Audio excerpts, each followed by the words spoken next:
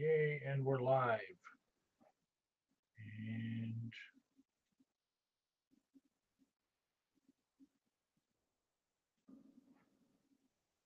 better audio.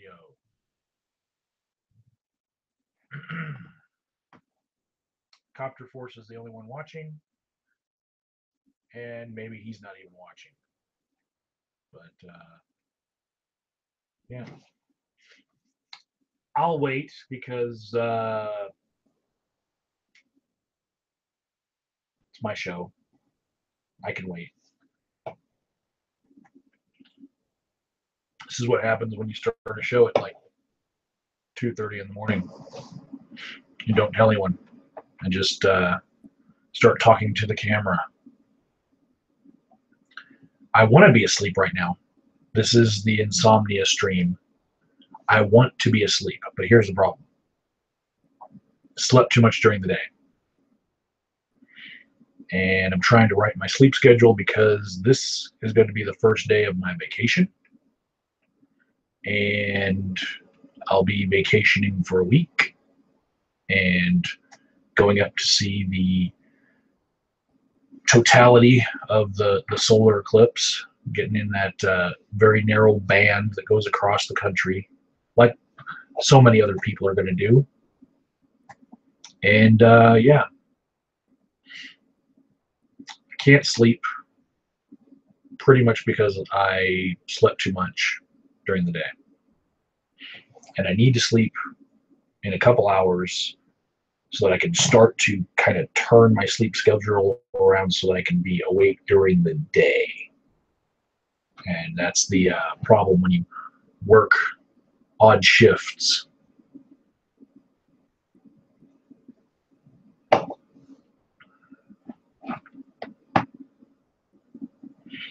And there's definitely a delay. The show just started on my other screen.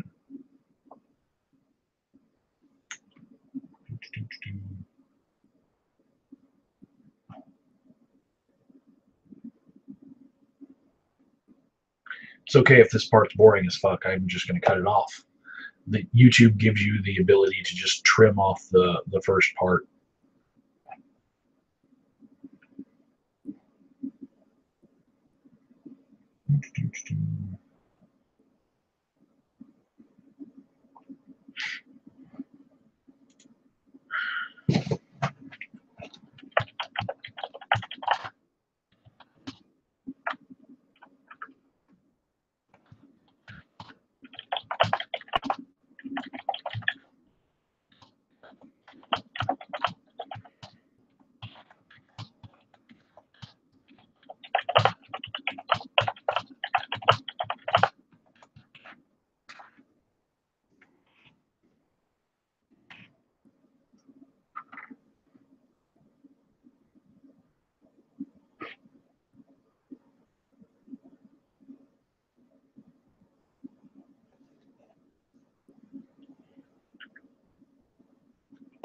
It's really odd to see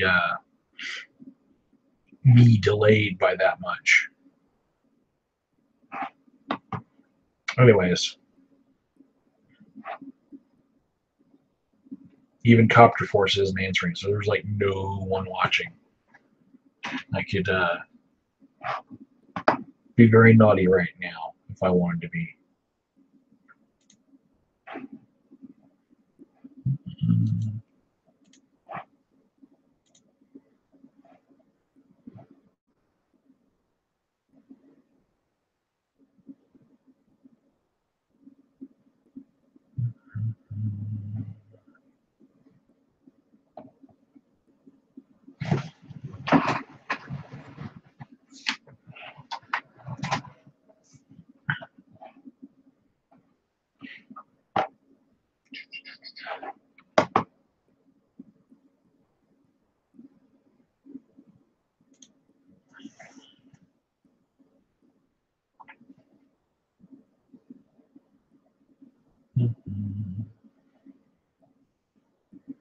Got my new phone to replace my old phone.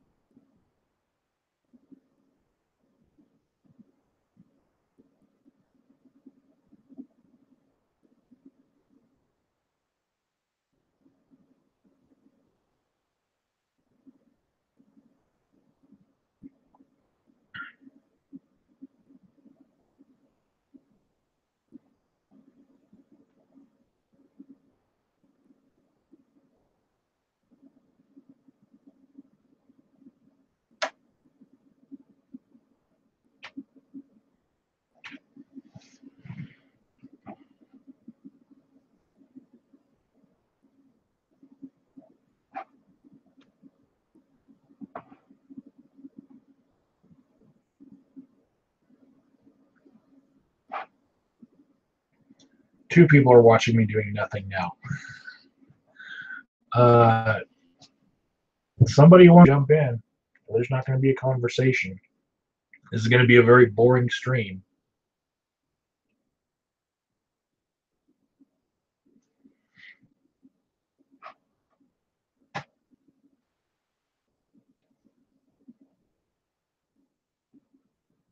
On my end, I'm doing my part to try to find someone to talk to.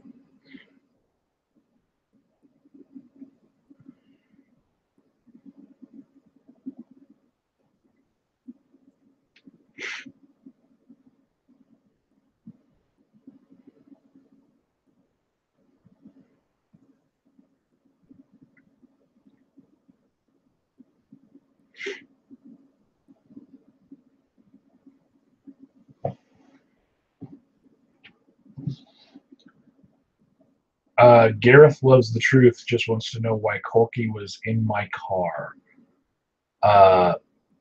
Because I invited him into the Jeep in order to ask him a question, because on the street, there's a lot of street noise, right?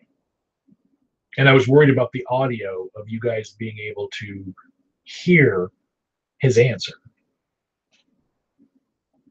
Is that too literal of an answer for you? Like, why was he in the same vicinity as me? We've interacted as YouTubers before. And I knew that he would be available for me to film. So I set up a meeting between us.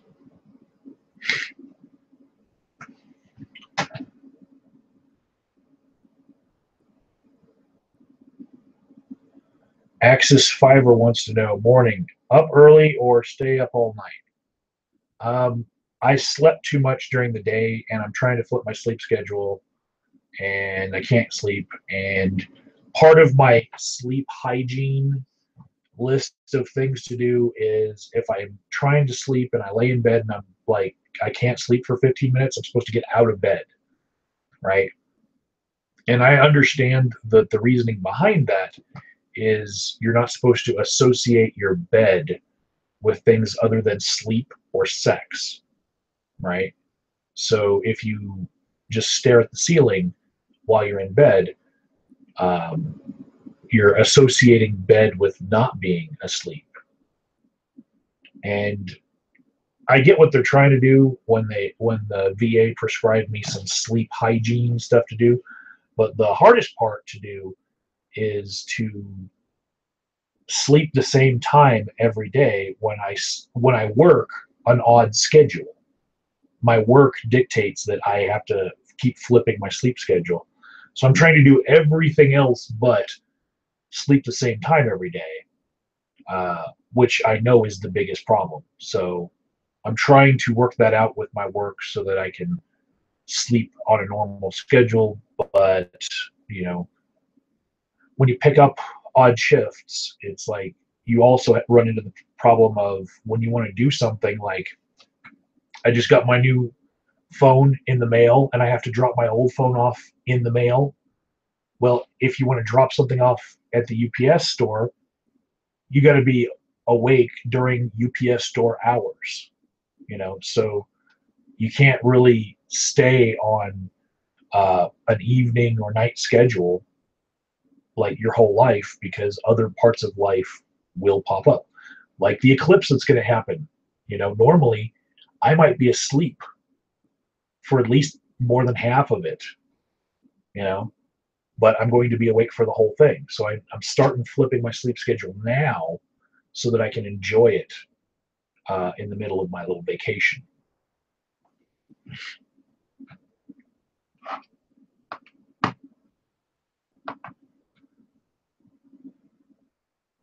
Gareth Loves the Truth says, are you friends? I would say yes, but, you know, as far as my closest friends in real life, I call them bigger friends. You know, there's like friends and there's internet friends. Uh, in real life, I kind of measure friends as like people who, if you had a tire blowout and you needed help changing your tire and you were in the same neighborhood, you could call them up and they would help you, change a tire or uh, something like that.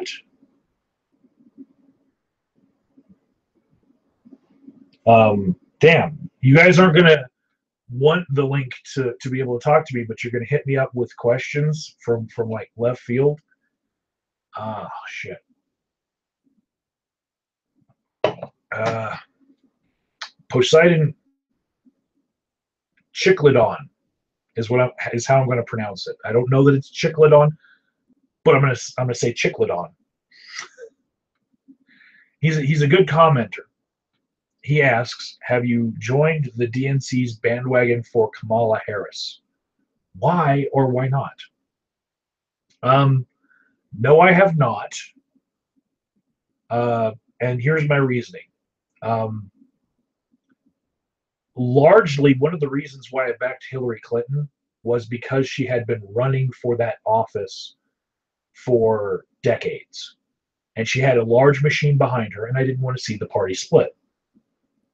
But having seen the outcome being almost 50-50, a split between her and Bernie Sanders, I looked for somebody who would be the politics of Bernie Sanders, but still be a Democrat, not an independent who's only a Democrat when it suits him.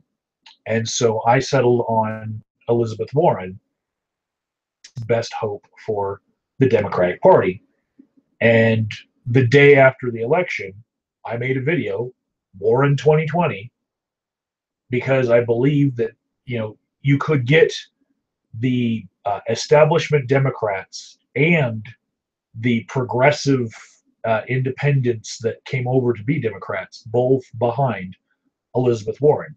And those two factions together might be able to come up with enough votes to trump Trump. Kamala Harris, I don't think that she can energize the independent vote like Bernie Sanders did, like Elizabeth Warren could.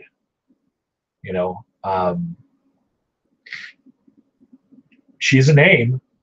You know, Gareth Loves the Truth says, "You have 10K subs. Why do you think you have so little views? Do you think if the Laughing Witch or Happy Cabby situation happened again, it would pick up?" Um, every time I mention Happy Cabby, I get twice as many views. Laughing Witch, not so much. That's kind of dead. It came and went. But I think that if I were to jump on to a different drama, yes, I think my views would pick up. I think mostly the reason why I have so little views is if you look at the theme of the videos that I make, they're very disparate. There's the drama videos that draw all the attention to them, and then there's my travel vlogs, which I do for the love of the video, and people know that you're getting a mixed bag when you subscribe to my channel. There's the videos that people want to watch, and there's the videos that I wanted to make, So the ones that are getting very few views, like around 100 views, are the ones primarily that I didn't make with the intent to stir shit or create drama. And most people who are able to keep up their view counts all the time in the same sphere on YouTube, they're more interested in only making videos that will be dramatic, and I'm not.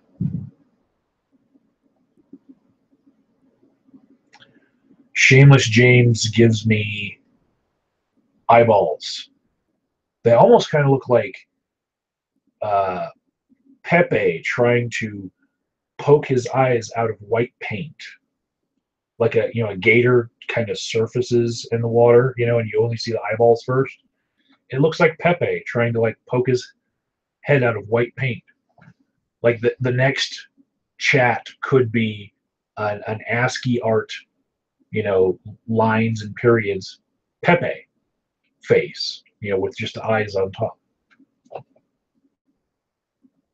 Hi, Copter Force. Left us for a while, did you?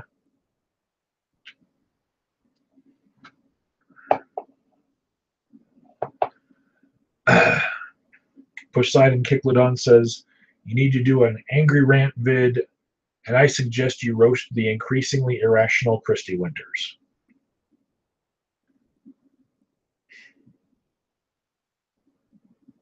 I have pointed out some things about Christy Winters before and gotten a lot of views for it. Same thing with Steve Shives and a lot of them that are perpetual punching bags here on YouTube, and I just lost my taste for it right now. I do have a general group of people that I'd like to talk about in the near future, but they're not currently punching bags to anyone here on YouTube. They're virtual nobodies, and I think I enjoy that more. I'm not interested in the name recognition in my title driving the clicks. I actually want to explore concepts and respond to, I guess, just more interesting things than social justice or feminism.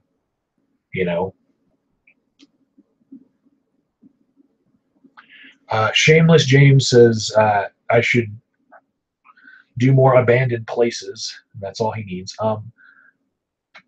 That's one of the things that we're going to do on the side while I'm on this vacation. I think we're going to go through the sand dunes in Nebraska, Crescent Lake National Forest. We're going to see a couple abandoned places there. There's Misty told me that there's this town that's basically all one big liquor store for the Pine Ridge Reservation, and it's just south of it. So I'm going to film that. That interests me as an addiction counselor, like a whole town that is its sole purpose is to sell liquor to a reservation that has anti-liquor laws, where it's a dry reservation. So they have to drive off the reservation to get their liquor. I am very interested in that.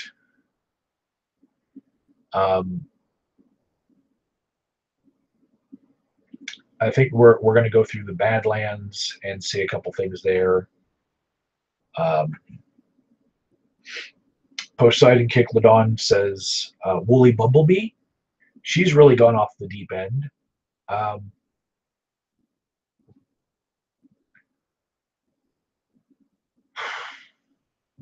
She recently told me goodbye, and I think the reason why she did that on Twitter was she thought that I was going to get some backlash for filming from the perspective of Heather Annable, in her dying moments.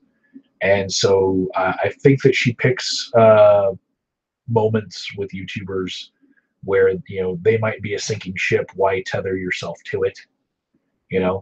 But that backlash never happened, and I can really defend myself from arguments that I should never be seen again because I've gone through cemeteries and I've filmed from the perspective of dead people and whatnot, and I've filmed massacre sites,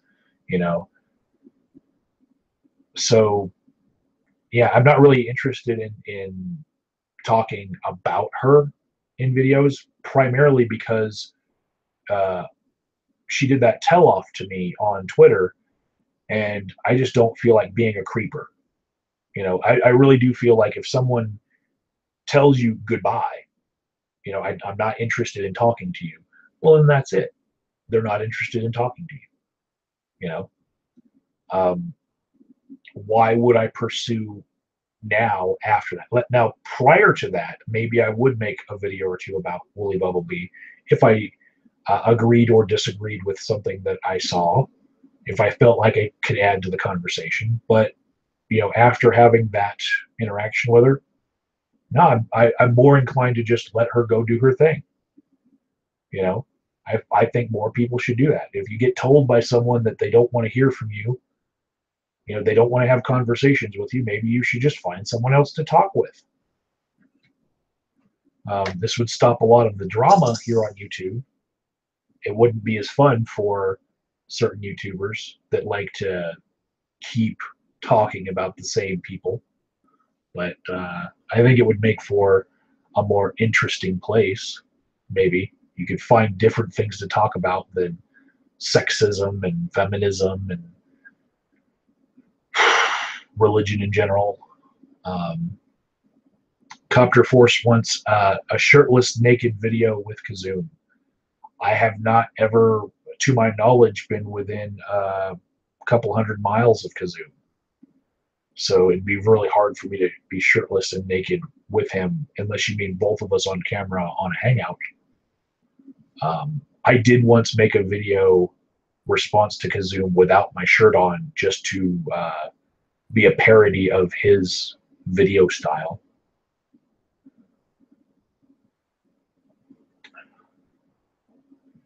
And then Copter Force wants us to discuss gender identity politics.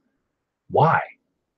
What about that do you think that we would bring something new to the table with us to discuss? I mean,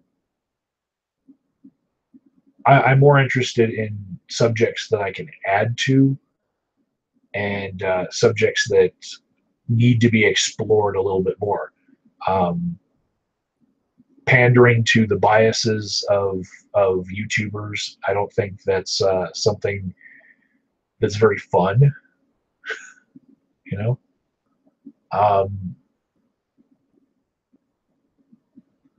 Shameless James says shirtless and naked is kind of redundant. Is there a reason you're making a point to state shirtless directly, Copter?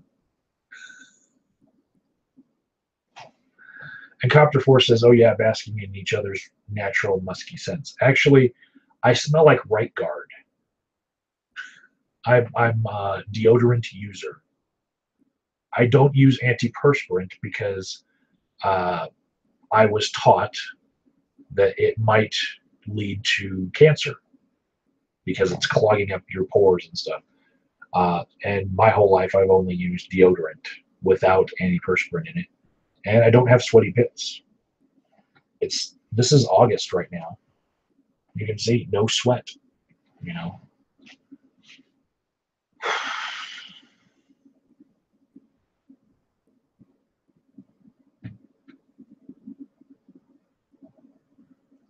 Yellow Labrador says it's morning here. It must be late night for you. Yes, it's 3 a.m. right now, and I'm trying to tire myself out to go to sleep.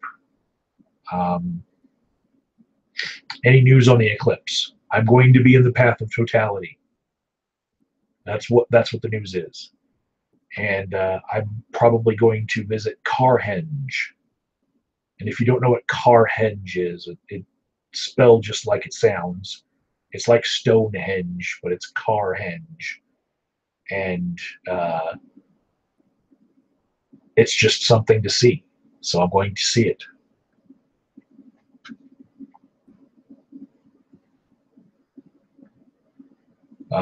Poseidon Kicklodon says, keep going to gruesome and ghoulish locations. They're fascinating.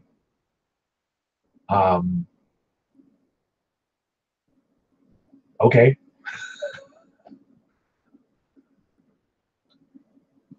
Oz wants to know, why so many live streams lately? I guess I just been wanting to interact with people a little bit more than just put out things directly. For a very long time, I've been wanting to have a one-way conversation and control the amount of feedback I get through requiring you all to comment.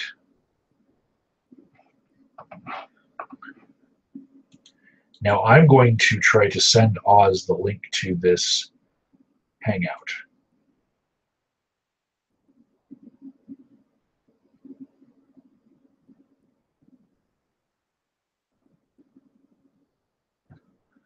Copter Force wants to know, did I do any videos on that whole Vanilla ISIS protest and Trump's response and all that yet? I will say that because of my sleep schedule, I was not able to capture the local version of what you're calling the Vanilla ISIS, the Antifa, as it were. But I have had videos of them on my channel before. I just couldn't go. I needed to sleep so that I would be alert and awake during work. And what happened was the Charlottesville car thing happened, and then immediately the next day they wanted to have this like impromptu protest, right? If I'm going to go to a protest that's going to be inconveniently timed for me, I need to know in advance so that I can sleep in order to be awake for it. I need to sleep around it because I'm not one of those people who is awake during normal business hours. So the reason why I didn't cover it is largely due to the fact that it happened very quickly, and I don't have the ability to react to things like that. I need at least a week's notice for something.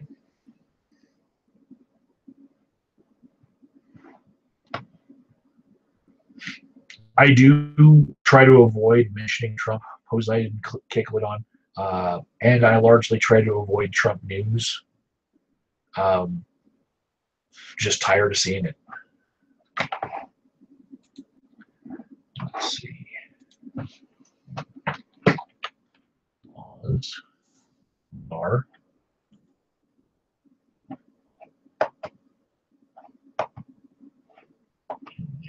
Message him.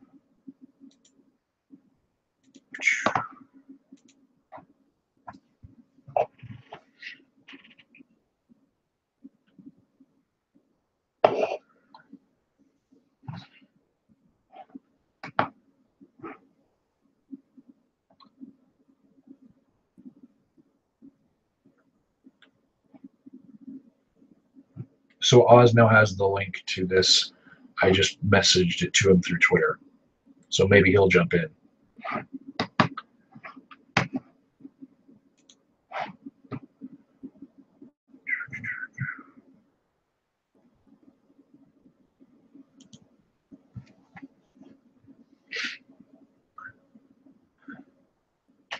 Let's see, how many people are watching now? 8.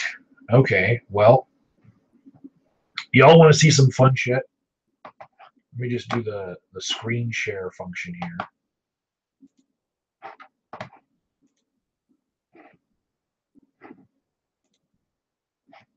Okay, this is that screen. Videos on YouTube. This is my video manager. Bring on the Adpocalypse Purge, my video about wanting people to get this yellow icon when they deserve it. Actually got the yellow icon because I deserved it. And it was the very first one that I got. And I just tweeted this out. Let me just close that. If I go to no ads to see all of the yellow monetization stuff, you can see I can go all the way down here and go to 20 pages of limited or no use ads. Yeah, limited or no ads. Yeah, all my videos are no use, right? But yeah, it goes on for 20 pages of them, which if you do the math, it's an error. I got too many of them, I guess. anyways, if you do the math, it's about 600 videos that I lost monetization on, or I'm on limited or no ads.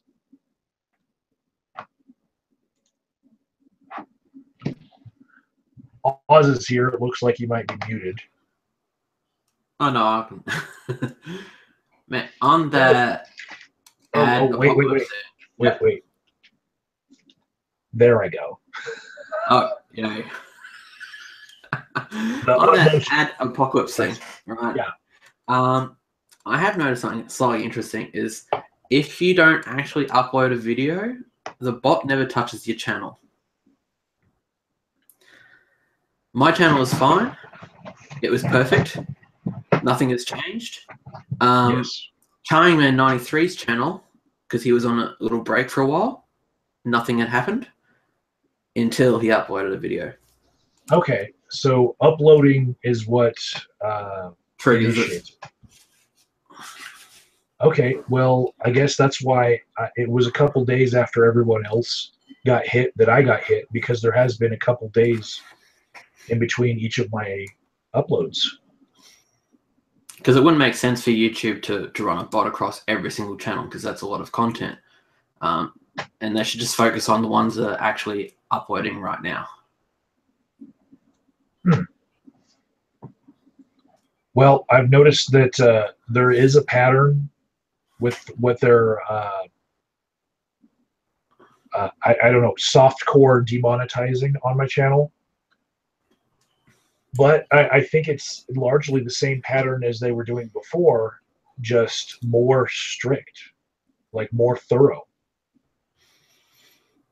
Like all the same things that would have been demonetization before, only they're actually doing it with a fine-tooth comb. Because I had like 3% of my videos were demonetized before.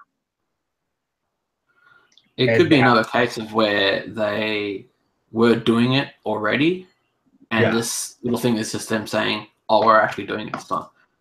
Because I remember the first time the ad apocalypse came up, one of their things was that we were already demonetizing things. We just didn't tell YouTube creators that that was what was happening.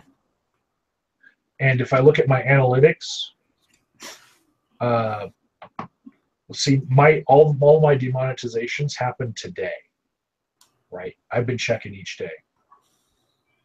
If I look at my analytics, so far nothing's changed, but analytics lags. So it'll take me like a week or two to see if it's really affecting, or if they were already doing it to my channel.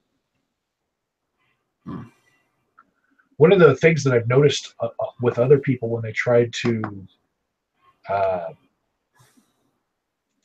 when they wanted to have it reviewed, have a video reviewed, you had to have 1,000 views in like the last 30 days.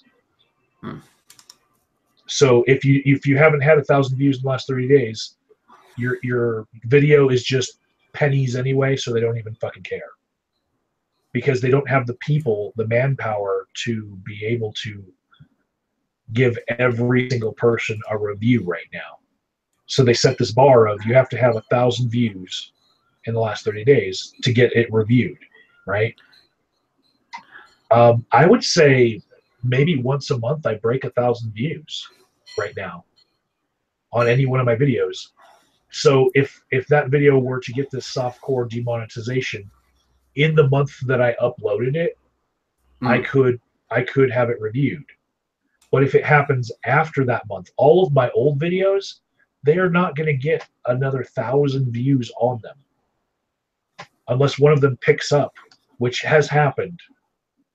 You know, where I've had one video just get picked up by the algorithm and start producing. Well, you're talking about dramas beforehand. Like occasionally when, say, someone gets into drama again, people then go searching for their name. Then all of a sudden they find your old videos, and then that's when you get that spike if you've mentioned them. That's happening. There's that spike, but if I may share again. in my analytics right now, here's the top videos. I know you're not supposed to show this shit, but I don't care. This one right here, idea for hacking an ankle monitor. I just happened to had come across an ankle monitor about 1.5 years ago, and it looked like someone had cut it off by themselves. So I was just looking at the way that it was wired, and I came up with a way that somebody might be able to take one off and not have the alarm go off. Basically by soldering 2 more wires onto it before you cut. And so I make this video. For months, it sat with like 0 views. It's not that often that you get your hands on an ankle bracelet. You know? Well, it depends on what your job is. Yeah. At that time, I was working in and out of substance abuse places that had mostly criminal justice referrals. So I did see a lot of ankle bracelets. But you can see how the views, I'm looking right here at this is the lifetime views for it, right? So the first day, it spikes. It gets like that many views right there, right? And then it goes months with 0 views. And then all of a sudden, the algorithm decides, oh, this is a video that we want to promote. So now it's getting all like, you know, basically 100 views a day sometimes. And I don't know why, except for it was the only video of its nature, you know, because nobody else wants to ponder how to commit the crime of getting away with cutting off your ankle bracelet. Who knows? Maybe there was a one of those big YouTube prankster channels that just merely had the same tags as yours. Maybe. They had like a fake bracelet or something like that. Well, see, here's the thing. Started picking up. It's been continuously producing views, almost flatline. You see that? It's not a spike. It's like a flat line. And so it's what I call a perennial. It will perennially produce views no matter what I do. And if you have a bunch of these on your channel, you can count on the revenue from them a lot better than just your regular video stream. Happy Cabby had a couple from when he was featured on TV for being a fat guy. And so he was able to count on a revenue stream of about $300 a month for using his man tit to crush a beer can. Well, that is a talent. And then the one where he basically, as a fat guy, was wearing underwear and dancing on his bed. And then he did the whole crotch shot of falling on his back and wiggling his legs in the air so you could see his crotch. That one, he could count on like $100 a month coming from just that one video in perpetuity forever. And because the algorithm chooses to just keep promoting certain videos like that. And you can't really explain it beyond it's the algorithm. People don't want to watch him crush beer cans. You know, it's the algorithm will promote it. There's a certain percentage of people who have recommended views on autoplay that they just leave it going all day. And that's what the algorithm fills in there. Well, you only need someone to A, be interested in the thumbnail, and B, to stay long enough to see the ad. So perhaps they may not want to watch him do that, right? But there's that immediate, that's interesting, what the hell's happening here? I'll click on that, I'll see that ad, and then it's like, no, I don't want to watch this, right? But the algorithm takes note of this and says, we should just push this more around because it seems to be getting views. Yeah. So I've got another perennial that I'll show. This one right now, it's producing about $2 a month. But you can see how it had certain spikes, right? First, when I uploaded it, Then somebody talked about Obama and atheism right here, Mm. and I believe it was actually calling Obama a secret Muslim while he was at a podium. Someone was like interrupting him, and that made this huge spike in views. But pretty much this growth in this video is a tale that's completely different than other tales of videos. Normally, videos kind of tail downward, and you never get good viewership after. Do you think that trial's got something to do with the Trump presidency? Yeah, I do. I think the trail on this very much has something to do with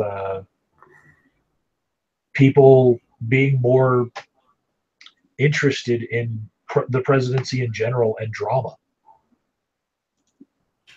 and nostalgia for President Obama. And just going looking for that, all the old stuff.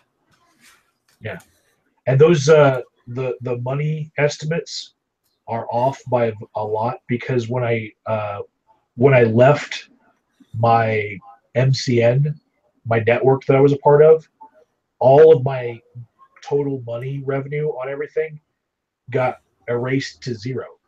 Like, I was paid the money, Yeah. but it all started from that day that I left the MCN.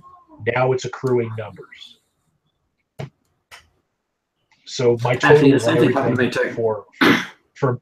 for money is just like, that's not the whole tale. That wasn't just a $20 video.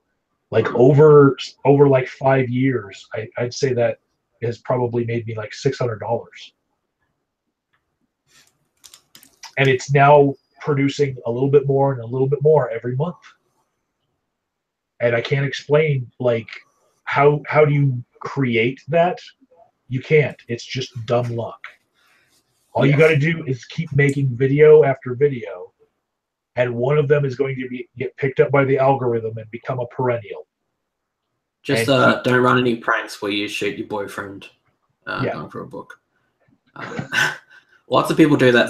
They will try everything underneath the sun, right, to get noticed. Noticed by social media, by the algorithm, and then a lot of times nothing happens. So when you get something that just gets like a tiny little spike, a little bit on the algorithm, right, that's a lot of luck. See, some of my most popular ones are ones that have turned up on Encyclopedia Dramatica. So I just get a constant flow of traffic from them. Anything Laughing Witch or Jenny McDermott related. It's from there. And the chat was asking me, like, why don't I make a Laughing Witch video? Why don't I make, a video about, one of the perpetual lol cows? That's just not me. Like, I'm interested to a point, but at a certain point, you're just beating a dead horse. I'm sorry. That was not meant the way that it sounded to you. Okay, I meant it in the traditional sense of, going on about something past when you need to be going on about it. You don't want to get like what, I don't know, it's not the word, but like typecasted into just doing that. And see, Poseidon Kicklidon, one of his comments now is, any interesting or flagging YouTube-aside news. And you just said you don't want to get typecasted. That's what I was doing to myself for years. Is I was talking about people getting flagged and talking about freedom of speech issues, and they wonder why I don't have a lot of views for having 10,000 subscribers. It's because I'm not talking about drama. I collected a whole bunch of subscribers who want to see drama. If I put Laughing Witch, Steve Shives, Jenny McDermott in my title, they come. All of a sudden I get views again. But if I'm posting a travel vlog like I want to do for this next week that I'll be on vacation, no one's going to watch. I'll have fun Yeah. making the video. Yeah. You don't want to be in a situation where that just dries up as well. Yeah. I mean, I used to watch your YouTuber side videos all the time because that's what I was doing, right? But like that, I remember the video where you did Heather Annabelle's where you ate on the road, and I just thought this is unique. Like, I didn't think anyone was actually doing anything like this, and I just thought that's amazing. And when you lied down, right, and then you like pointed towards like the tops of these cliffs or these mountains. Yeah. Like, did he plan that? Because that was magical. No, I just laid there and looked at what she could see. Yeah, that's Mount Graham.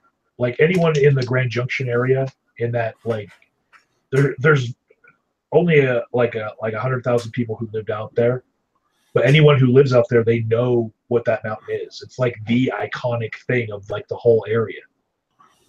If there were like a high school running and there was something in the background, it would be that mountain. Yeah. It's like the most recognizable land feature in that whole valley.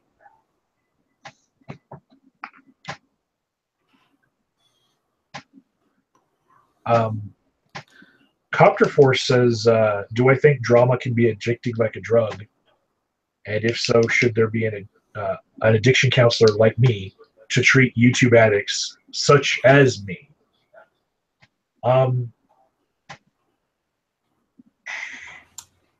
I remember feeling like YouTube was an addiction when I saw a video by what was that guy? Shaytards, Carl Shay. He made a video saying that he was leaving YouTube for a while, and this was before he got in contact with a hooker instead of his wife, and fell from grace with all that shit. He took a break from YouTube, and he said he was going to stop checking Social Blade for the numbers of how many subscribers and views he had gotten on the latest video. He said he was checking his Social Blade like for a rush and coming back to the comments for a rush. And I remember feeling like I've experienced that myself for a while as a YouTuber, especially the comments part, where every time I would look down at my phone, there was a new comment. And so it was very gratifying to just whip out my phone and reply to something. And it would start to interfere with other parts of my life because I was taking my work breaks to just go into the lounge at work and answer YouTube comments. That's what I would do for my work break, and it was kind of pushing out other things. So one of the hallmarks of addiction is it starts affecting your life negatively. Do you miss out on social engagements? Does it affect your work? Are you thinking about it while you are trying to work, and is it affecting your performance at work? These are things that you ask if you are trying to gauge the level of addiction someone has to something. Do I think that somebody should treat YouTube addicts like me? I used to joke on certain videos that my Dramaholics Anonymous sponsor was JJ. And JJ is actually the initials of Eagle Eye 1975, who was kind of driven off YouTube by his own drama. And he would always tell me, dude, you're getting into the drama again, And I don't think that it's that any addiction necessarily can always be treated the same way as you treat other addictions. And there are some that you just pull out of on your own, such as a 12-year-old boy's addiction to G.I. Joe figures will just go away on its own normally, with cars and girls being inserted into his life by the time he's 16. And there's only a few guys who keep buying action figures and they keep them in the box as collectibles. Like, there are some people who never grow out of that toy phase in their life, but I think that drama videos on YouTube, you can just grow out of it, and once you experience it, you learn the mechanics of it, and you know what to expect when you act a certain way or pander to a certain crowd. Then you start to just, I'd say, evolve as a person, grow. And that to me is the real cure to the YouTube drama addiction, is just doing it until you graduate to a different plane of thinking, And if you're one of those people who gets stuck in it for your whole YouTube career, that's okay. You're just like one of those people who collects scantily clad women figurines from Neon Genesis Evangelion, or whatever anime that it is that they're collecting nowadays. There are grown men who play Magic the Gathering and Yu-Gi-Oh! And Pokemon. I have a coworker who plays Pokemon Go. I have a friend that literally just drives to other cities to do that. Yeah, one day he's going to graduate to something like Medal of Honor, and he'll feel better.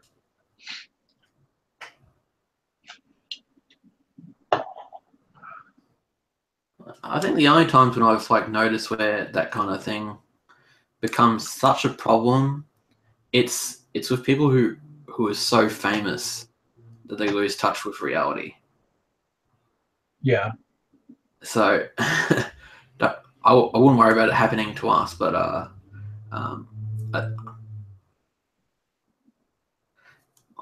who was it? Logan, Jake Paul, and Logan Paul, I think are their names. Oh yeah, Jake Paul is a very good example of just complete. He has no sense of reality. I mean, anyone who, as a child, gets to star on a Nickelodeon show and gets anything that they ever wanted forever for the rest of their life. Yeah. That's completely removed from reality.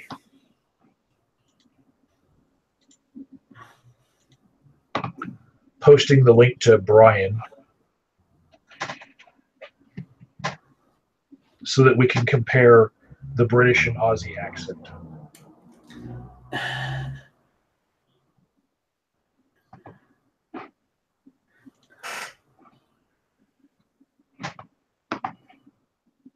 Shameless James says that I should hit him up if I'm in the Tulsa Land area. Where the hell is Tulsa Land? Is that Oklahoma? Like Tulsa, Oklahoma?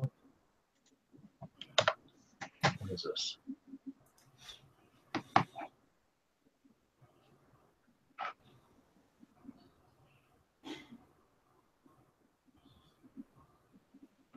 So Brian declined to join us because he's got priorities.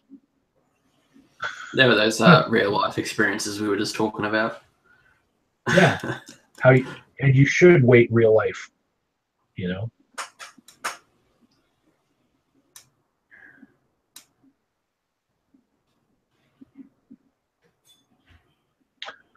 Poseidon Kicklodon says the vegan YouTube has been wiped out.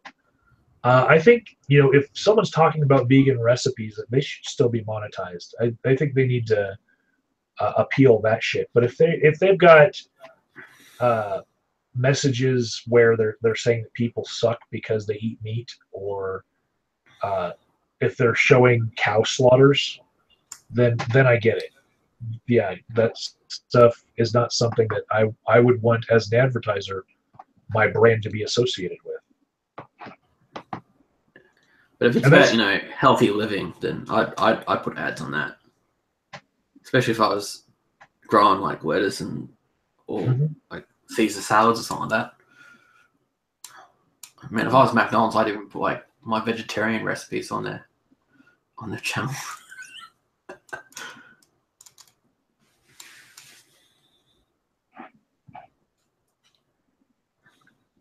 Okay. I don't think I'm going to be anywhere near Tulsa, Oklahoma. But if I am, I will send a shout out to Shameless James. And hopefully he knows the best place to get a gyro in Tulsa whenever I go through there.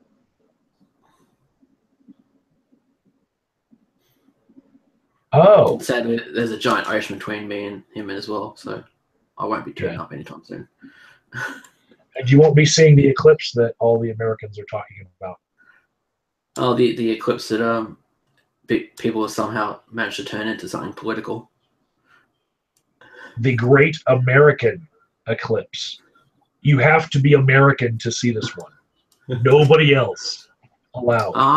I saw stories about people suggesting that the eclipse mostly went over areas where people had voted for Trump, and somehow the astrological signs had something to do with Trump getting voted in. Okay. Portland, Oregon did not fucking vote for Trump. And that's where the start of it is. But that's where the weirdos are, aren't they? Yeah.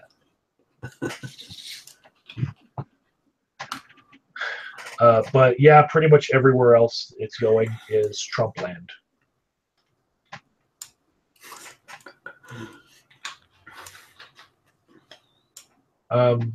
Poseidon Kikladon wants to know if Trisha Paytas was delusional before she became famous, or did she lose it after?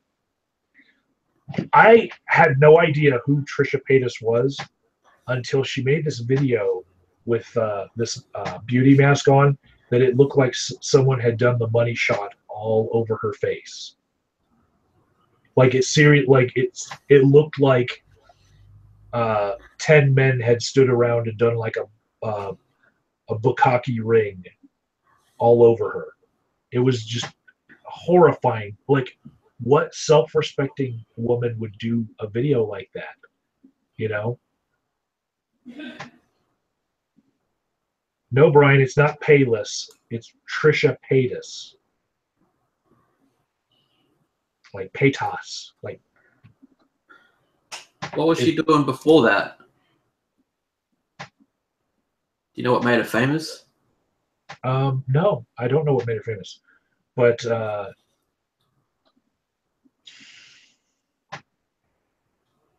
I will just assume, because she is who she is, that it was Boob Effect and her being bubbly and looking very available. And then she made a video where she looked very available for porn. Like that video was basically like a porn just calling card, like a resume. Like, look what I can do. I can hold this much on my face. You know. Copter Force wants to hear the Mayweather versus McGregor prediction. That's going to be at the end of my vacation that I'm going to come back and I'll want to watch that.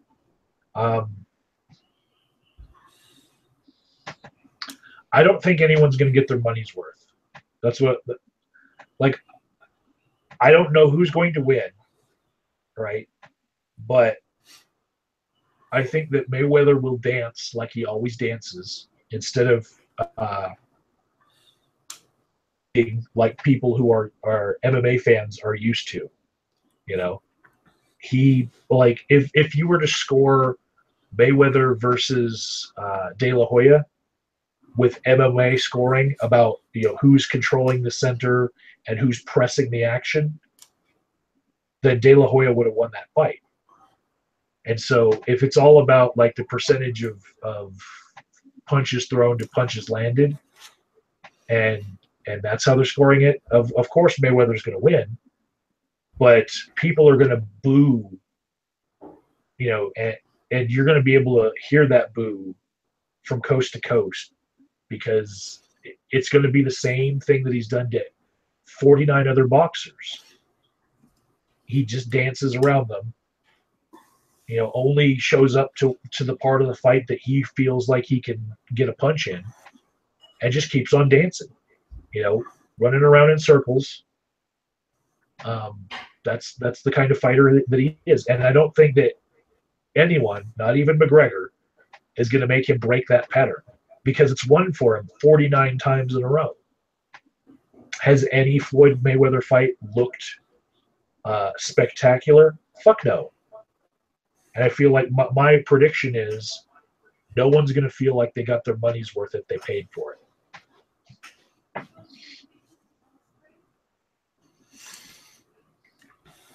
That is, of course, if McGregor doesn't get like a lucky one in. Well, if McGregor gets a lucky one in, it's going to be early on. Yeah. I don't feel like McGregor could possibly last the peppering of jabs from Mayweather through round 6. So either way, it'll end early. You're not going to get the full fight you paid for, and unless some miracle happens and someone gets teeth flying through the air, no one's going to feel like they got their money's worth. There's been so much hype about this fight. I hope that they add an undercard to it. Give us some good fights to watch before that.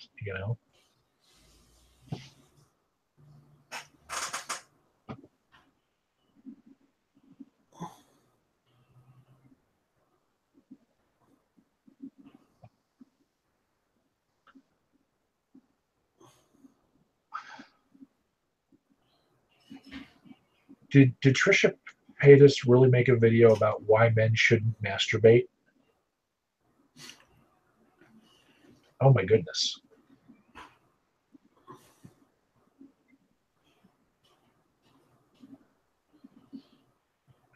Why is my whole chat talking about Trisha Paytas now? How did we get here?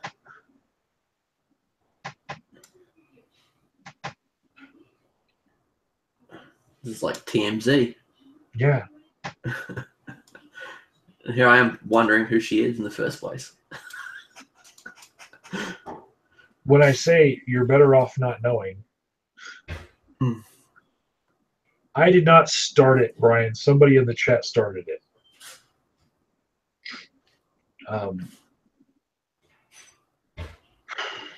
So I saw in my Twitter feed that Andy Worski was basically completely demonetized by this latest round.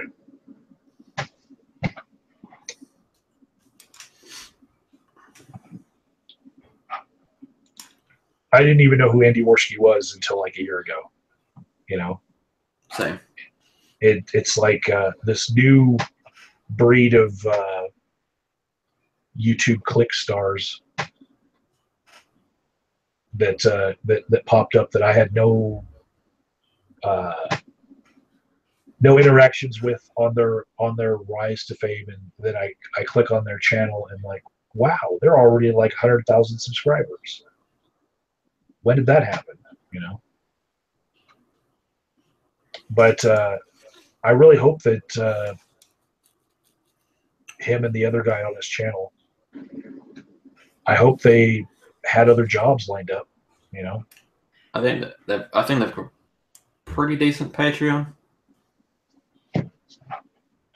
Yeah, and I guess if you get up to a certain subscriber count, you can just switch over to fan funding. This thing is really going to kill the smaller channels, especially their ability to make it to bigger channels. There's going to be no monetary gain for them for the first decade of being on YouTube.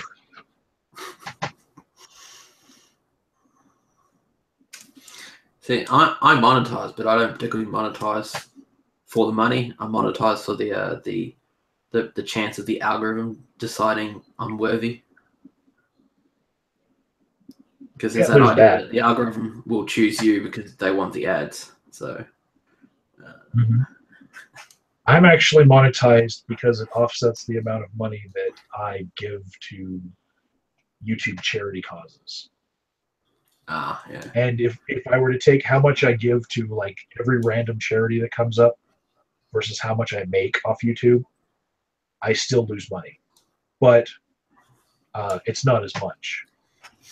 So that's why I monetize. Is, you know, I just figure all the ads that I'm getting when I donate to something, that's what the money's going to.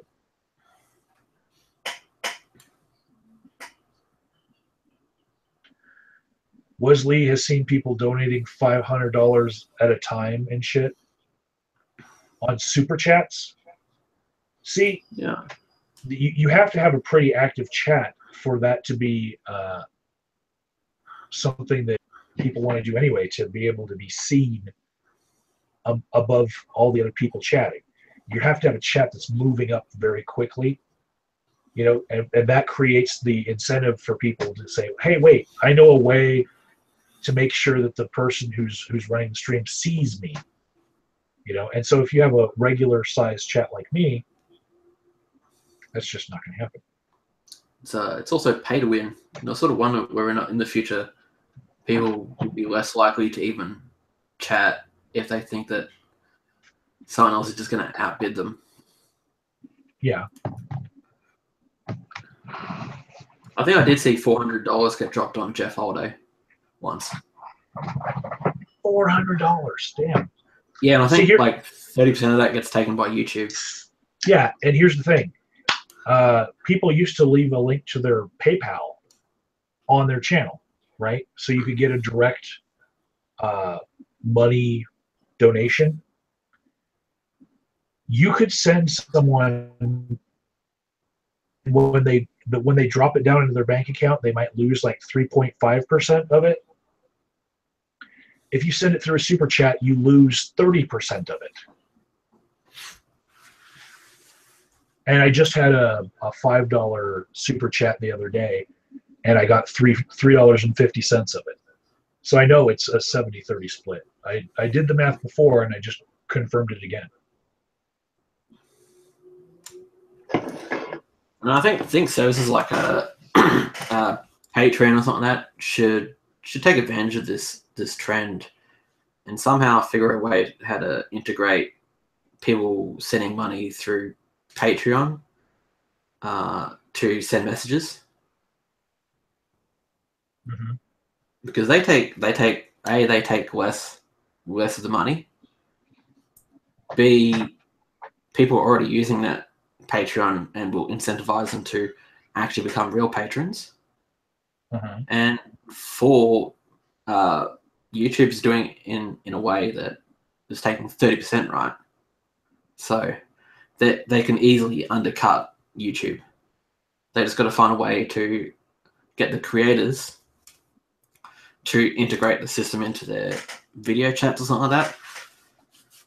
Yeah, just a different link for direct Patreon donations. I mean, if people dropping like $500 and YouTube's taking 30%, and if you can somehow figure a way to do it and only take 5%, that's still a lot of money for Patreon. It's worth it for them. Definitely. And you're just creating yourself as a middleman, you know. And I if you're gonna drop $500, you better fucking just do it with a PayPal thing, and not go through YouTube, because it's like, why you're paying YouTube instead of the person that you're trying to get the money to. I mean, if you really want them to have money, you want them to have all of it, or at least as much as possible. Yeah. Why would you give to United Way when you know that their administrative costs are 30% of what you're donating, when you could just give to a local food bank and you know all of the money is going straight to food? You know, it's like that equation. Why? Because United Way puts out more advertising. That's why they get donations. Same thing with Red Cross. Yeah, I generally try to stay away from the big charities, but if there's a small charity that has like a where they actually accept money, that's when I donate. Or when I find someone on the street asking for money, because then you know that money is going directly to that guy. Even if that guy is going to go buy alcohol, you know, at least he's drinking it. So Wuz has a point that if you send money through PayPal, the people who are in the chat don't get to see, and it's the visibility of making it rain.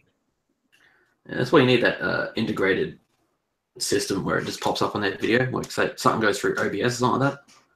Oh yeah. Remember, you know how Twitch operates, where if someone subscribes, their name gets put on the screen and there's like some kind of sound, and that just incentivizes people to subscribe, and if they want to donate, then they get their little message written out. So you really need like an integrated system into your video to do that. And most people in that situation where they're taking large sums of money through Super Chat, they're in the situation to easily use OBS. Maybe get a plugin. Yeah. You know. I recently downloaded OBS. Haven't tried it. And I probably should. You know, if I'm going to do these more often, then I should try OBS. What Friended does is he now uses, I think he uses OBS, but whenever he does a stream, he selects the YouTube chat and puts it over on the screen as well. So when people watch the replay of the live stream, they can also watch what people are writing in the chat at the time too. Yeah. So that would incentivize people to even use the chat while on stream as well. Increase that, because now you're going to be seen forever. So Poseidon says that the young male bodybuilders here on YouTube are making extra cash by jerking off in private Skype calls with wealthy gay guys. So, you know those two twins that are like really jacked here on YouTube? The builders, they each have a channel, and you know. Oh no. Have fun, Brian. Sadly, Poseidon, that unfortunately me or Agent cannot do that. Yeah. Unless you've got a fetish. In the which Hodge case twins. Was is right. It's the Hodge twins. One time I watched a video by them, and then, you know, just like YouTube likes to do, for the next 1,000 videos that you watch, you're going to see a little Hodge twins promoted to you. You know, I'm never going to be that jacked. Never. And yeah, I don't even know that there's a market for that. I do think that there are some YouTubers whose channel solely exists to drive people to their Pornhub account, because Pornhub has like a little social media aspect to it, just like YouTube. You can actually see people's like collection of videos that they've compiled in a playlist, and they can drive views over to Pornhub by just interacting with people here on YouTube.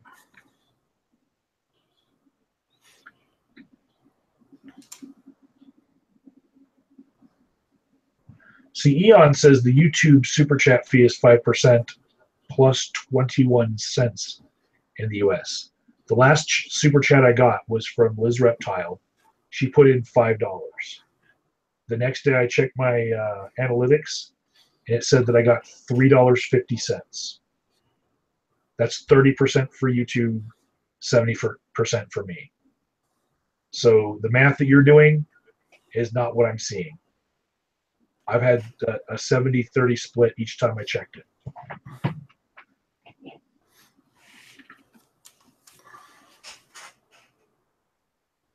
So what do you think about with the ad apocalypse? There's all these people going over to services like VidMe. I think the people who are leaving, who are just taking their ball and going home, they're leaving the audience that YouTube has behind. And if they're going to survive through the ad apocalypse, what they need is the audience. I would stay on this platform until the audience leaves the platform. People were on this platform before there was even partnership, before that was even a thing. People tried to grow their channels to get the first 1,000 subscribers just to be able to apply for partnership with YouTube. That's how it used to work back in the day, 10 years ago. And people will keep making videos whether or not they're making money off of it. It'll be a different type of video. It'll be a different type of motive for it. But there will still be content and there will still be an audience. Until you see the audience leave, I wouldn't leave this platform. I mean, if you're going to consider it, at least have your content being put up on both services, but focus on YouTube, just so you're getting any kind of audience it is over at VidMe collectively. Okay, Poseidon says, in 5 years, what's your prediction for what YouTube looks like? Does the ad apocalypse get bigger or does it die down?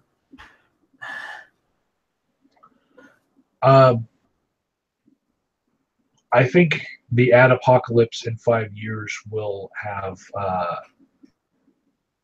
played itself out in a way where we'll have all of their yellow monetization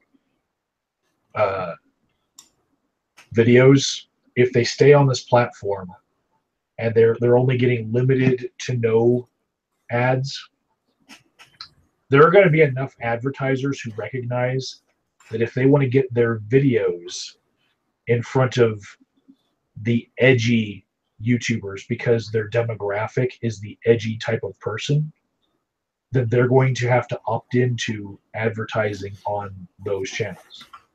Plus, I think you're going to see a lot more people going, oh, by the way, use my promotional link for audible.com.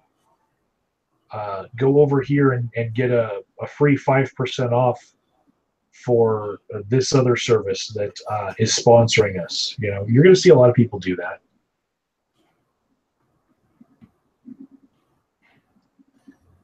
And cat videos.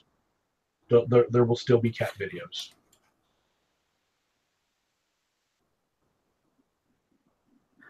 Yeah, I definitely think the edgy videos definitely get the views, and I think advertisers will essentially look at the views and go, we probably want the views over what the content really is.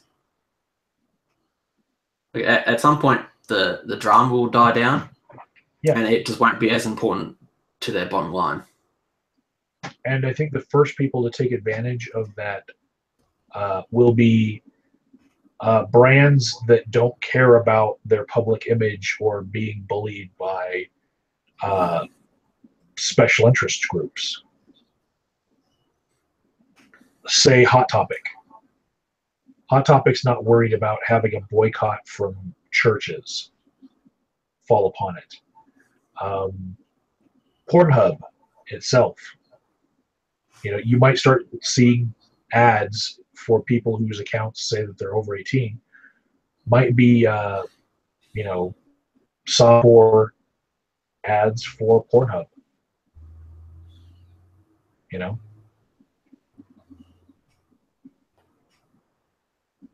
Adam and Eve used to be a big one. I used to get ads on my website for Adam and Eve. I think with the political videos, you'll see a lot of ads that will opt in for the politics side from universities who have political science major programs. I feel like that'll probably be a really good fit for them. And if they get a slight discount for opting into edgier content, and they can decide which style of edgy content it is. Of course, left-wing and right-wing political videos, you know, you'd want your political science university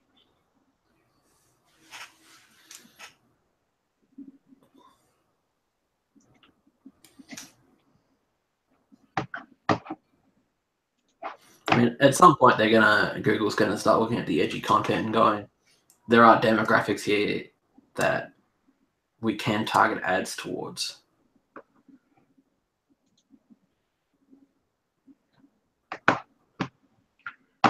All right, Eon, here you go.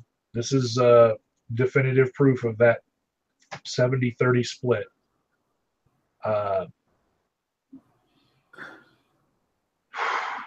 It was Liz Reptile that gave me $5, and that was the only super chat I've had this whole month. I got 350 of it. There you go, right there.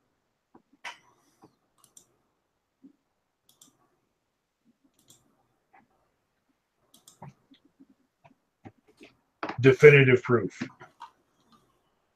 You know, I think you're supposed to like break YouTube if you ever show a screenshot of your analytics and how much you're making. It's like, no! It's like, fuck you. Like, I haven't been solidly making videos for a year now. Like, I used to do it every day. I had my monetization ad revenue up to like $100 a month, right? And then when I stopped making videos every day and stopped making drama videos, it got down to about $15 a month at a certain stretch. You know, I used to make way more money when I was doing Minecraft videos. So if the Adapocalypse gets really bad, that's where I'm going. Yeah. I'll still be making videos no matter what. I actually was going to concentrate more on my other channel. This was a plan that I had before the Adapocalypse, but when I do make videos on that other channel, there's hardly any words being spoken.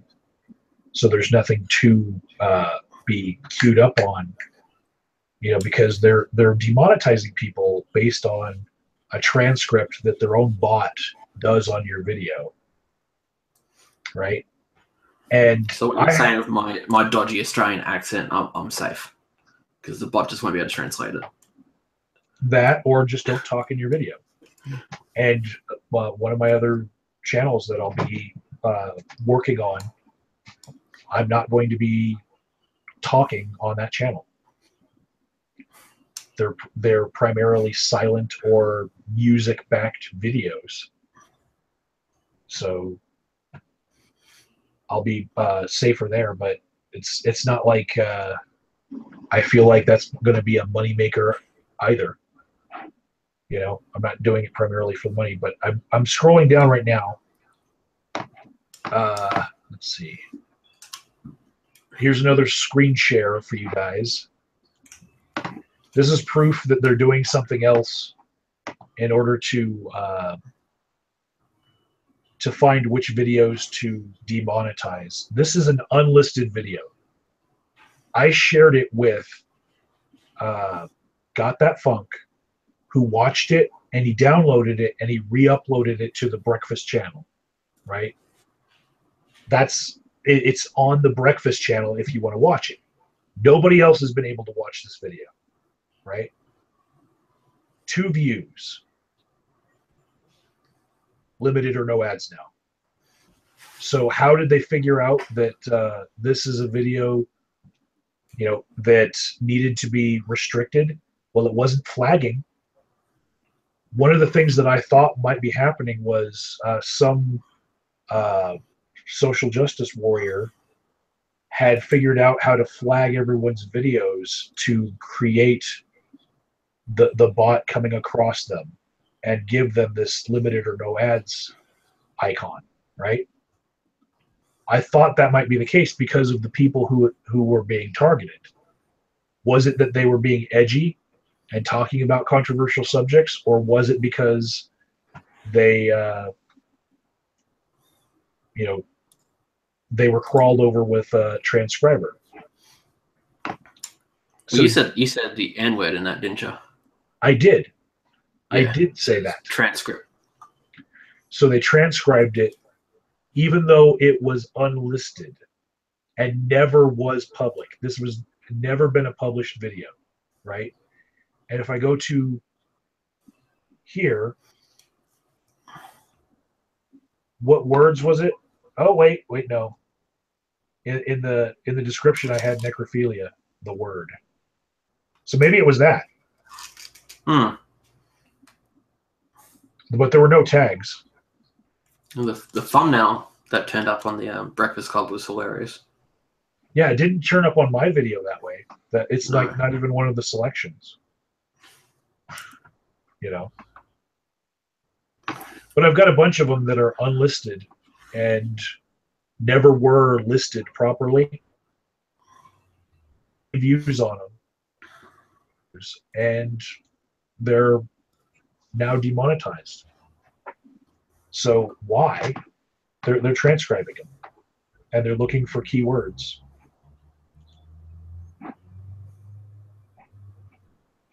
I might find another one that's a better example, because that one had necrophilia in the description. I imagine that's not a brand safe word.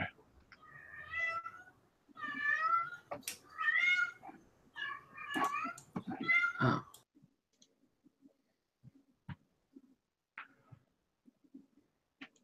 Let's see. I like that they give you an ability to just look at all of the videos that do that instead of having to scroll through all. Because I got like 3,000 videos, right? And it's only 600 of them that have this had happened to them.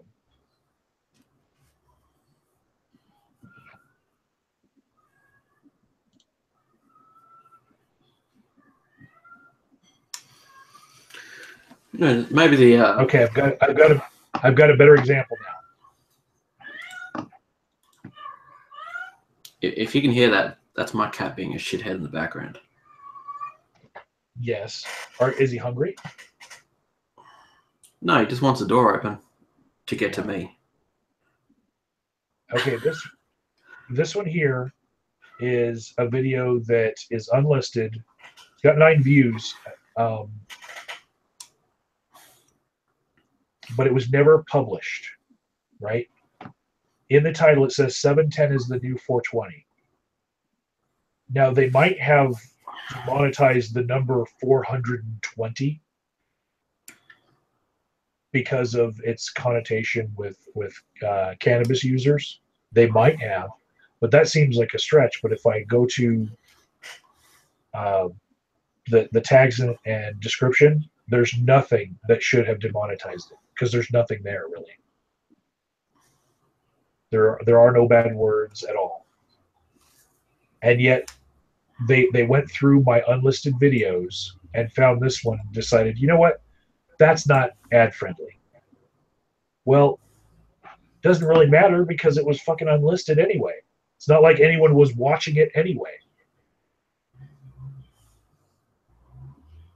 So that was a better example. But in total, like 20% of my videos are now limited to no ads. And most of that 20%, I already made the money off of it. Because they're not going to resuscitate like those couple videos that I have had that happen to have. They're just going to sit there with no views on them for the rest of eternity. You know, it's when you make a video, it's like the first day that it's out, it's going to get the lion's share of its views. And unless they immediately check to see if you're suitable for advertisers, I'm going to make all the money before they even review it. Unless they're going to retroactively remove your revenue for having edgy content from that first day, which I don't think that they're doing.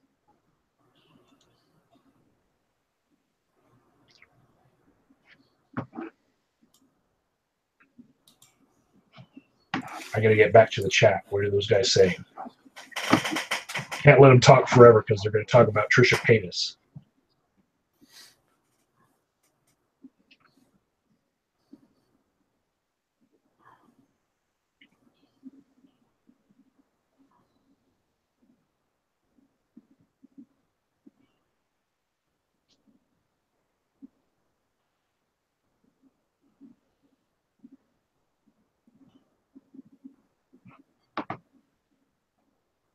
Wesley is talking about the discrepancy between what they demonetize and what they don't.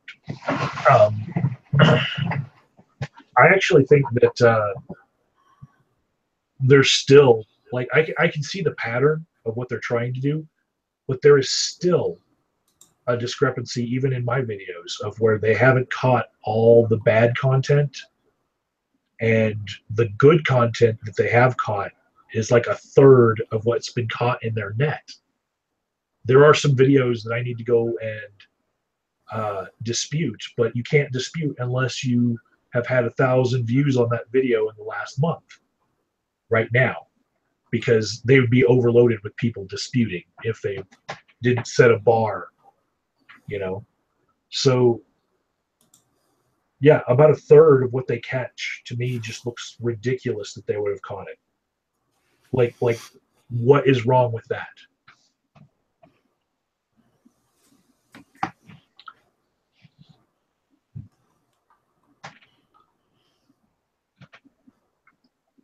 Copter Force wants to know if I think Trisha Paytas and Nick Bravo would make a nice couple. No. I think that she's way too high maintenance for him. I know that that's like a very straight answer. There's no punchline to that, but I know that there's some people who watch Trisha Paytas just to see her whine, you know. But would you want to see her whine all the time about every little creature comfort not available in Nebraska? I wouldn't.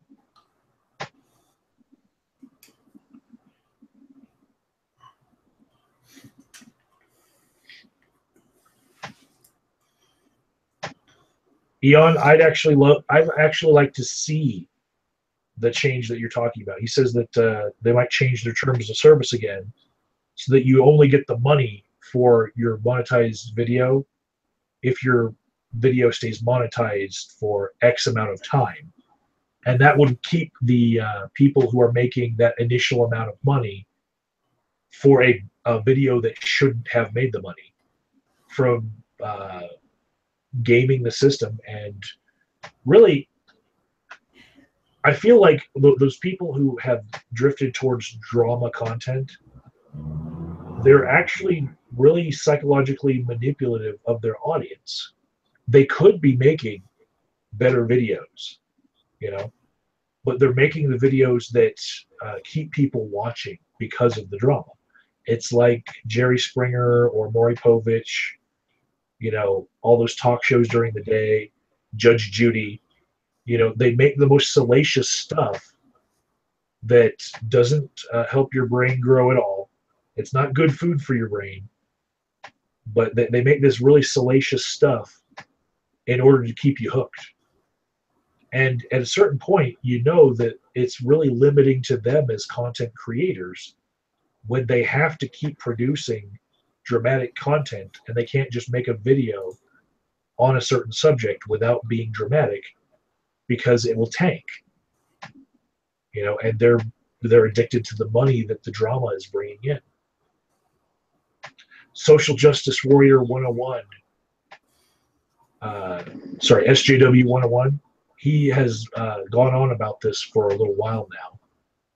This concept of the reason why there's so much cyberbullying for pay here on YouTube is because it is the biggest draw. It is like the Roman Colosseum of YouTube.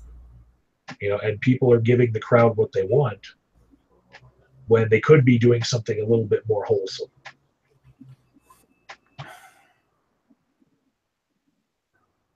Mind you, that all happened before monetization was possible as well. Yeah, because views and subscriptions are actually enough incentive for some people to be that way. Like, some people will be a bully and just completely shit on another person for 10 views. If they're getting a steady stream of 10 people watching their video, they will just be the most horrible people. They will just open up on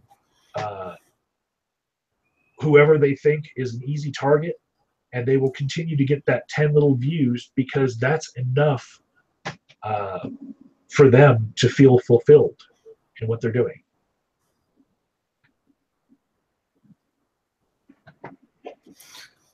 Man, it's fairly easy to basically just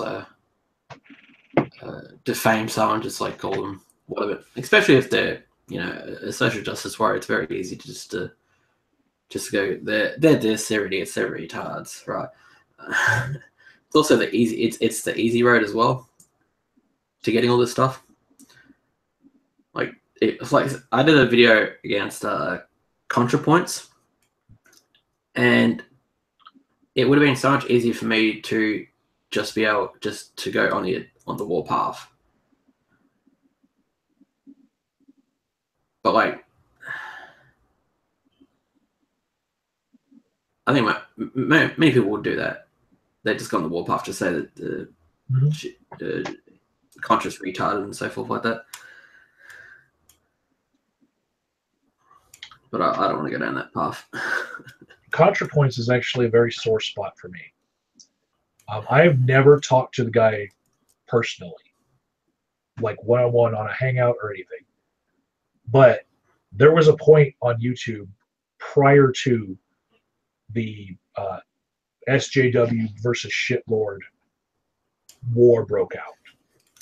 There was a religious versus anti-religious war going on, but the SJW versus Shitlord thing had not, like, people hadn't even become aware of that different plane of existence to fight on, that different division that you could have.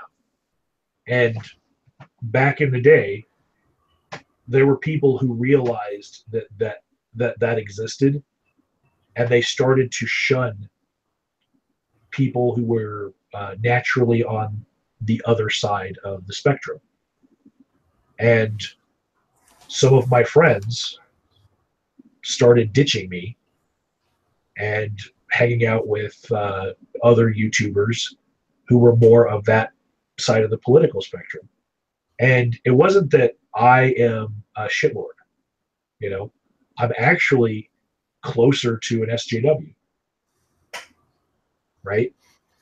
But I wasn't pure, and I was willing to question them, some of my videos, and I got blacklisted in a certain group of friends, and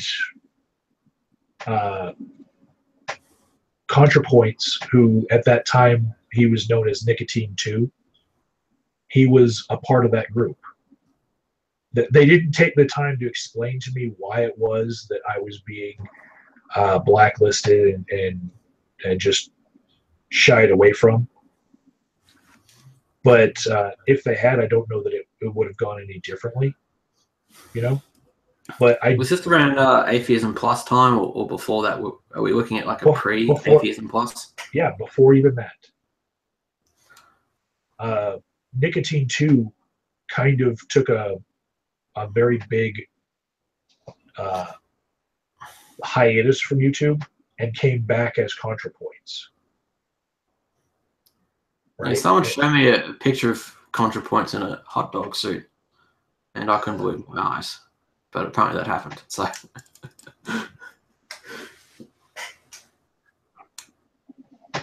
Yeah. I've always had a theory that ContraPoints is a performance artist, and so I don't know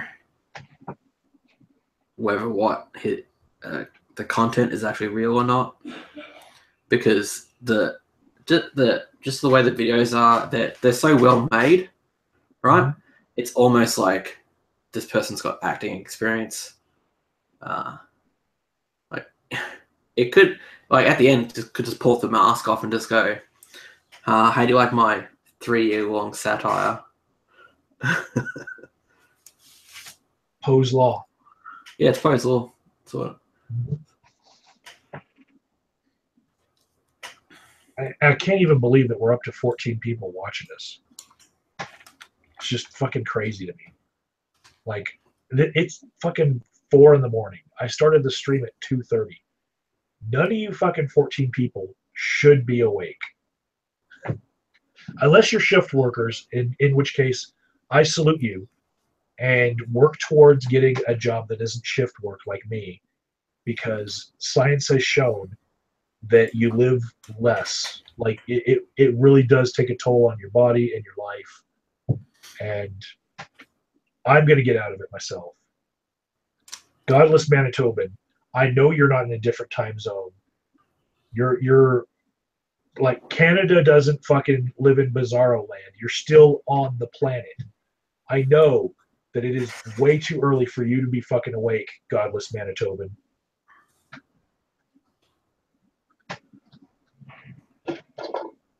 Yeah, our bodies didn't really evolve to essentially operate efficiently at night time. Everything suggests that the daytime is the time we should be awake. Right now is what I call the witching hour. It happens between like 3 a.m. and 5 a.m. every day for me. Right? Even though I don't feel like I can go to sleep right now because of sleeping too much during the day, there's this 2-hour period where there's the dip in temperature outside, right? And I feel like it tells your body you should be asleep. Like you should be in REM sleep right now. Mm. I don't know if there's like part of the way that the Earth is turning, and the fact that the sun's on the other side of the planet, if there's some sort of like magnetic field that also does it to you, you know. But around this time of night, I just feel like everyone should be asleep. And it doesn't matter how well rested I am. When I run to like between 3 and 5 a.m., I always feel like there's this part of me that's just drawing me to bed. And I get in situations where I stay up really late, and it's getting close to like 4 o'clock in the morning, and I start getting my mind. I'm thinking, if I don't go to sleep like right now, if my eyes just happen to see like the sunrise light come up, I'm not sleeping at all. So I think a lot of the times it's like, if you've got that, if you see natural light, your body almost goes into the I should be awake moment. Uh-huh. So you have to go to sleep before your body gets the signs that it's daytime. And another aspect of that is your cell phone, because the blue backlight, the blue wavelength of the backlight to a cell phone is a daylight wavelength. So if you set your cell phone next to your bed and you get a phone call or a text or something, and then you look at your phone, you've basically put daylight in front of your face. and your eyes are getting that signal that the sun's coming up. So part of sleep hygiene, like this list of things that I have to do to make my sleep better, is not answering the phone, like turning all notifications off so that I don't look at the phone while I'm sleeping.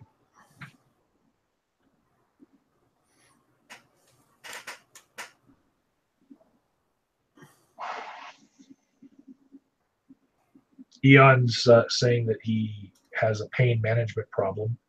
He would love to get to sleep without some pain, and his painkillers aren't working.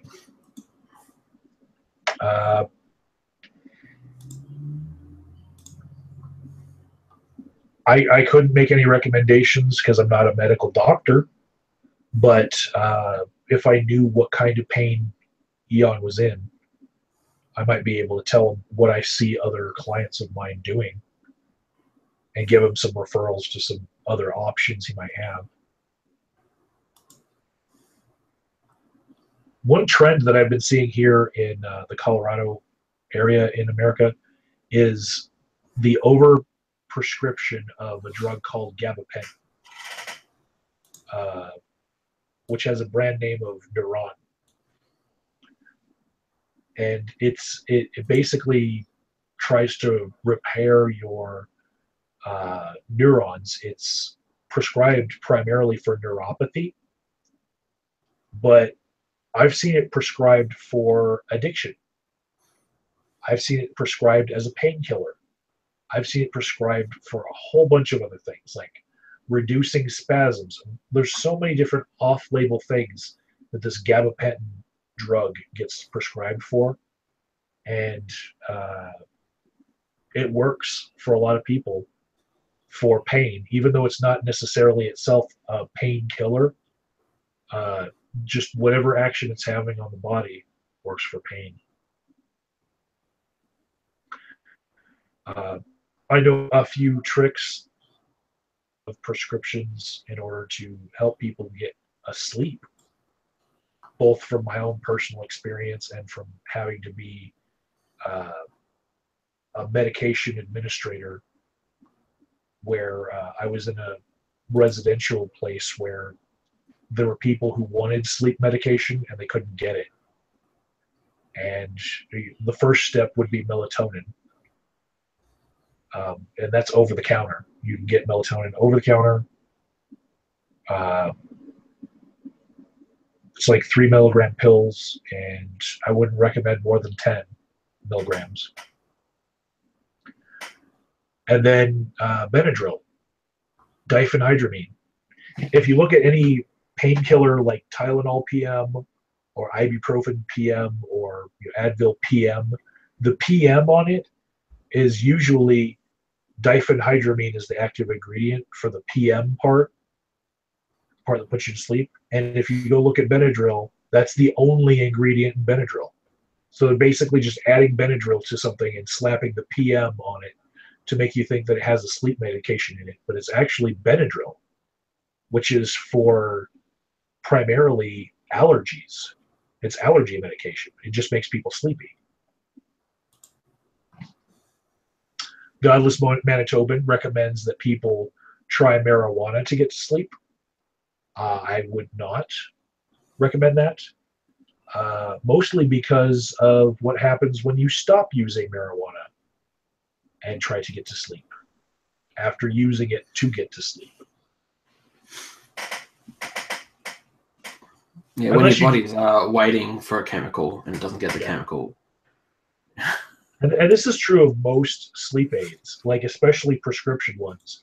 I don't recommend anyone take them for more than 2 weeks because you're going to build up a chemical addiction to needing that to sleep. And I especially don't recommend people drink alcohol to get to sleep.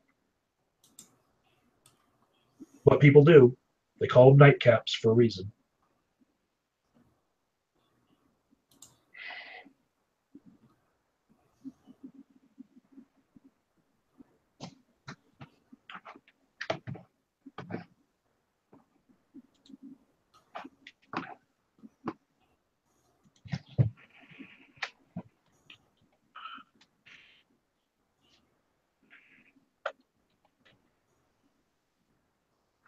Why can I not find Jordy Weeds on Twitter?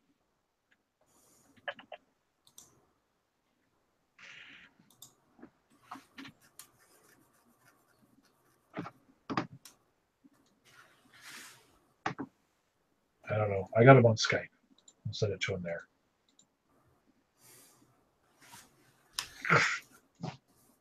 You know what I just pasted? The word Tulsa Land. I thought I had the link to the Hangout loaded.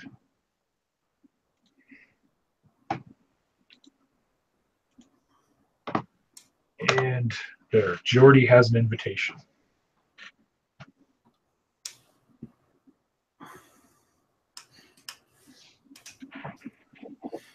And he says he's going to walk over to his computer. Motherfucker, run. Run. Run faster than your Canuck maple syrup legs can possibly run.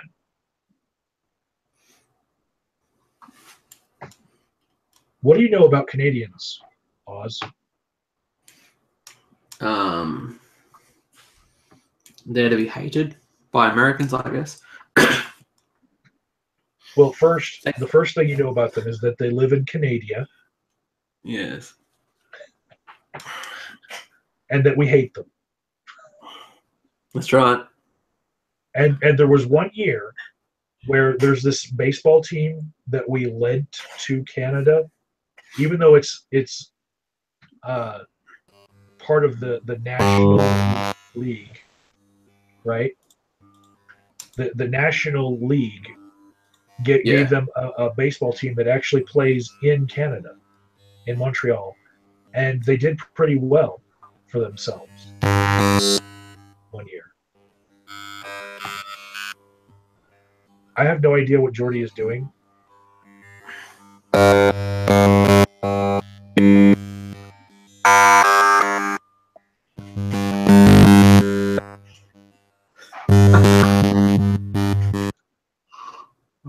All I say is, if that was like an accident, that was almost perfect. Like, in regards to some kind of audio, like synthesizing music, it almost had a beat to it, a tune.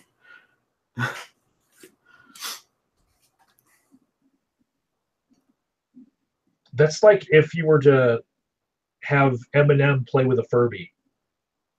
Exactly. You know? Because you don't get, normally, sometimes you hear people robot, you don't hear people robot like that. He's gonna like break its neck, and then like try to make a beat by glitches, you know?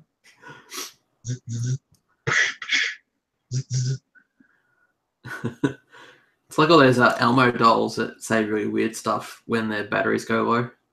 Mm-hmm. Jordy is saying that his Blue Yeti does that. You know what's really weird right now? What I'll say about microphones and people that use microphones in their setup. Sometimes the microphone craps out like his Blue Yeti is right now. And so like you just end up going with your webcam, right? So like right now, this fucker is pointing at me. I might have used it for a different reason, for a different video, but as you can see by me swatting it and hitting it, it's not on. It doesn't have to be in the shot. I just stick it right there, and makes you look more professional. Is this better? Hello. Yes. It's better. Okay, thank God. The boom is already set up to be here for whatever, you know. But really, right now, it's like I might as well just use the webcam since I'm already using it. You know, it's got a nice mic. Sometimes when I put the camera on for certain webcams, I make sure like half the camera area is taken up by my Yeti and the shock mount, just so people know that I've got it. You know.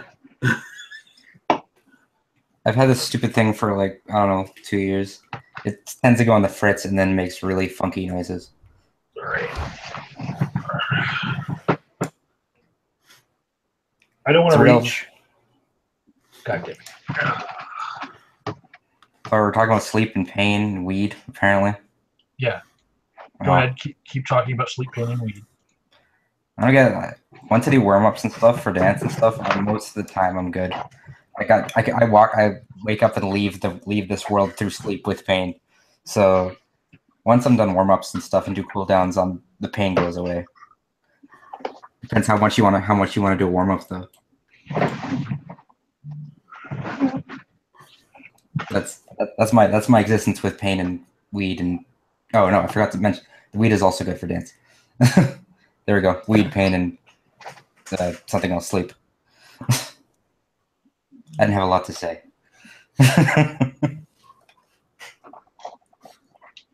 All right. So, Eon, if you see some of my mics,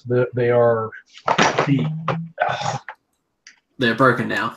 Yeah, they're broken now. XLR type mics. Some of them are actually just quarter-inch phone jack.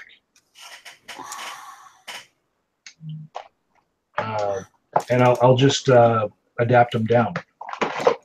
The one that is right here, yeah, it's quarter-inch phone jack. It's not a professional mic. The other ones that I have are, but I have one that is USB and FireWire, and that would be this one right here.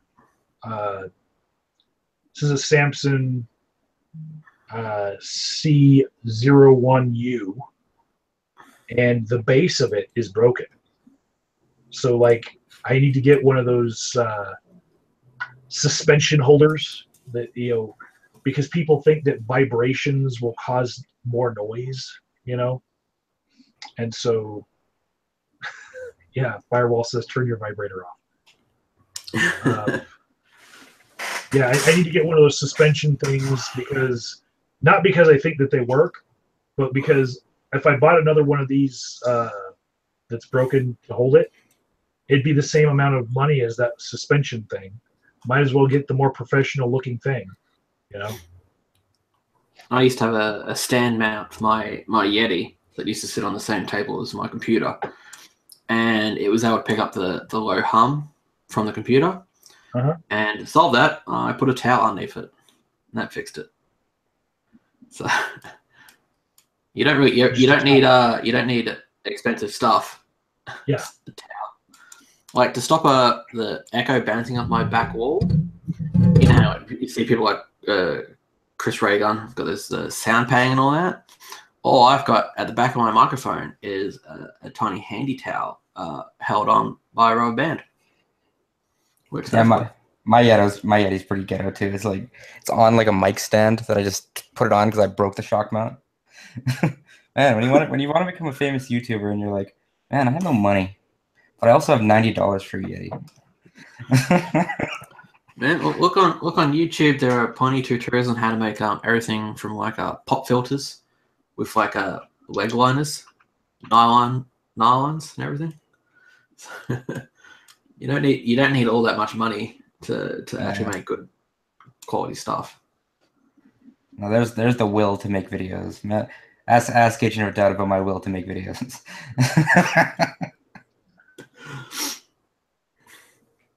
If there were people there to play, if people wanted to play Cards Against Humanity all the time, then maybe he would make They more do. videos. I don't want to play Cards Against Humanity anymore. Actually, to be fair, I play it like every once in a while, but the amount of people that want to play it so frequently, yeah, me having to run Hangouts is a pain in the butt. So this setup right here with this boom, this is what I finally settled on for holding my webcam when I'm doing art, instead of like all of these weird contraptions that I had prior to that. Like I actually suspended over my art a tripod, like upside down, to hold the camera, right? And this little thing that I found online, it's at the end of this boom. See that little chrome looking thing? Yeah. That was $10 on eBay to adapt this boom stand thing my webcams.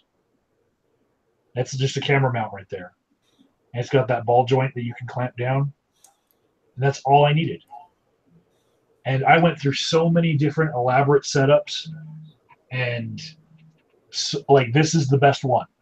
This. Yeah, that's literally my boom that I'm using right now. Except I'm using that from a microphone. I came up with ways to take my tripods, hang them from the wall, like anchored into the wall. Like even just the anchors that I was using were more money than that one little adapter for this boom. See, mic. Baring knows. If you want a pop filter, put a sock over it, over your microphone. That works too. That's Preferably preferably a clean one, you know.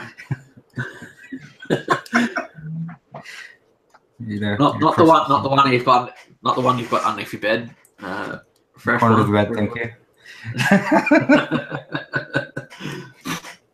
Well, you need to have a specific spot where you put that one, right? Because you don't want to run the risk of it getting mixed in with your other ones.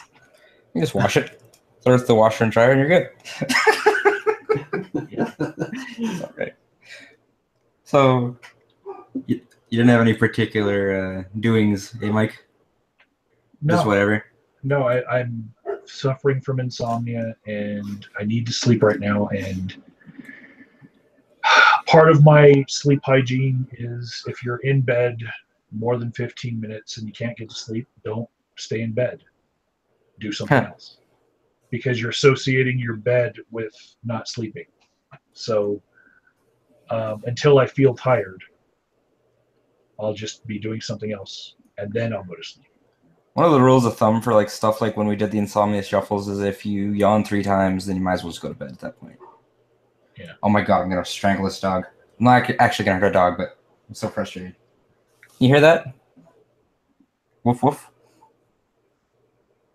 Not Yeah, anymore. I think he stopped. Thank God. Like as soon as you say you hear that, the dog's like, "Oh shit, I better be quiet." Woof woof. I fucking love that dog. This dog's playing mind games with you.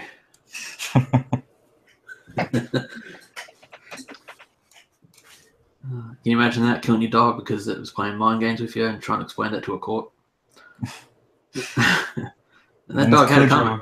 This little Cujo-looking dog over here, they're talking to me. It knew what it was doing.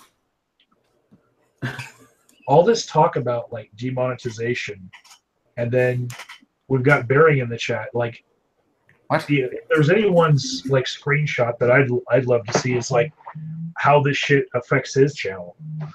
You know, it's not like I want to see 100 different videos. I don't want to see 100 videos about this subject, seriously. And I know that I'm going to see 100 videos show up in my feed. But after the dust clears, I'm going to just like take a screenshot of like, this was before and this is after. This is how it's affected my ad revenue. Has it hit you really hard, Mike? What? Has it hit you really hard? Just today, they went through and 600 of my videos, they put the yellow icon on. Ooh, wait, how many? 600. Which is about 20% of the videos that I have live on YouTube. I thought you said 60. I was like, that's still aggressive. No, just 600 videos. And some of them like weren't even public. They're demonetizing unlisted videos. Oh, they've done that for years. Yeah. Like they'll touch unlisted videos however they want. Like I had unlisted videos that got content ID'd immediately.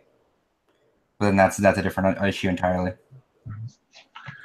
And as much as I hate talking about like the mechanics of YouTube too much, I'm just really glad that no one has talked about like there are certain topics that like I just feel right now I'm going to skip over everybody who talks about it at all. Yeah, I'd like to see one video on the ad apocalypse, and that's about it. Unless you've figured out something mystical about it, I don't want to know. Bering City's had no effect at all yet. It was delayed for me because like other people, they got hit by it like 3 or 4 days before I did. I was checking my videos daily, and then all of a sudden, I had 600 videos suddenly affected. God bless Manitoban. Oh, go ahead. Sorry. I've got this theory that we reckon it's how do you say it's when they look at the words that you're talking about. What's that called again? I forgot. Words dumb. I'm an idiot. The transcribing. The transcribing. Yeah. Captioning. Yeah. My theory is the reason why me and Bering haven't been hit yet is because the transcriber can't understand Australian. That's actually not a bad idea. It's gone through there and go, what is this gibberish? Savage. Let me try that. Crikey. Crikey. Crikey, mate. Ginger beer. White Commodore station wagon. Yeah, I didn't understand a fucking thing you said. White Commodore station wagon. Ginger beer. Oh, fuck me, Jesus. I'm doing that voice. Now, the thing that I did understand was the Canadian on my live stream saying "fuck baby Jesus." Well, fuck baby Jesus. And you wonder why we don't like Canadians. Yeah, Like fuck that if cunt. this were to be monetizable, he just fucked it up. I just fuck it up. Fuck y'all bitches. Fuck your content. Just kidding. Eat babies? Something. There we go. All the monetization is gone. Oh, Hitler. There we go. Well, Okay, now my next video, monetization. my next video is going to be about veganism and cannibalism. So I'll let you know if they get upset by those words. Okay. Since we got Bering in the chat, I do have something off topic to show you guys. This is one of those strange things that I saw today. A share screen to get it for you guys. Okay, this is an email that I got. Right. This is from Change.org, the thing that does all the petitions. Right. And so this one says, "My name is Marcellus Williams. I've been on Missouri's death row for nearly 2 decades, right? Like 20 years of my life have been taken away from me." And basically, he says, "I was sentenced based off testimonies given 1 year after my conviction, one by my drug-addicted ex-girlfriend, the other by a fellow inmate. Neither of the testimonies were eyewitness accounts." He says there was no physical evidence linking him to the crime, right? But this isn't him talking, right? This is Change.org writing this as an email for him because he's on death row. He doesn't have access to a fucking computer, you know? So he's going to die in 6 days, right? And he wants people to sign this Change.org petition, right? Or, Change.org wants people to sign this petition in his name, but they've signed it. Thank you, Marcellus Williams, the guy who's going to die, right? Mm. So are these the facts of the case, that he's going to be convicted for murder and executed with no physical evidence to the crime, right? So I look him up on Murderpedia, and this is a fucking thing. You want to know about murders? There's an actual pedia called Murder-fucking-pedia, right? And they've got all these different stories, and he's one of the people that they profiled, right? They've got all the case facts here, right? And so there's the story from his girlfriend that she saw him with a purse and a laptop and covered in blood.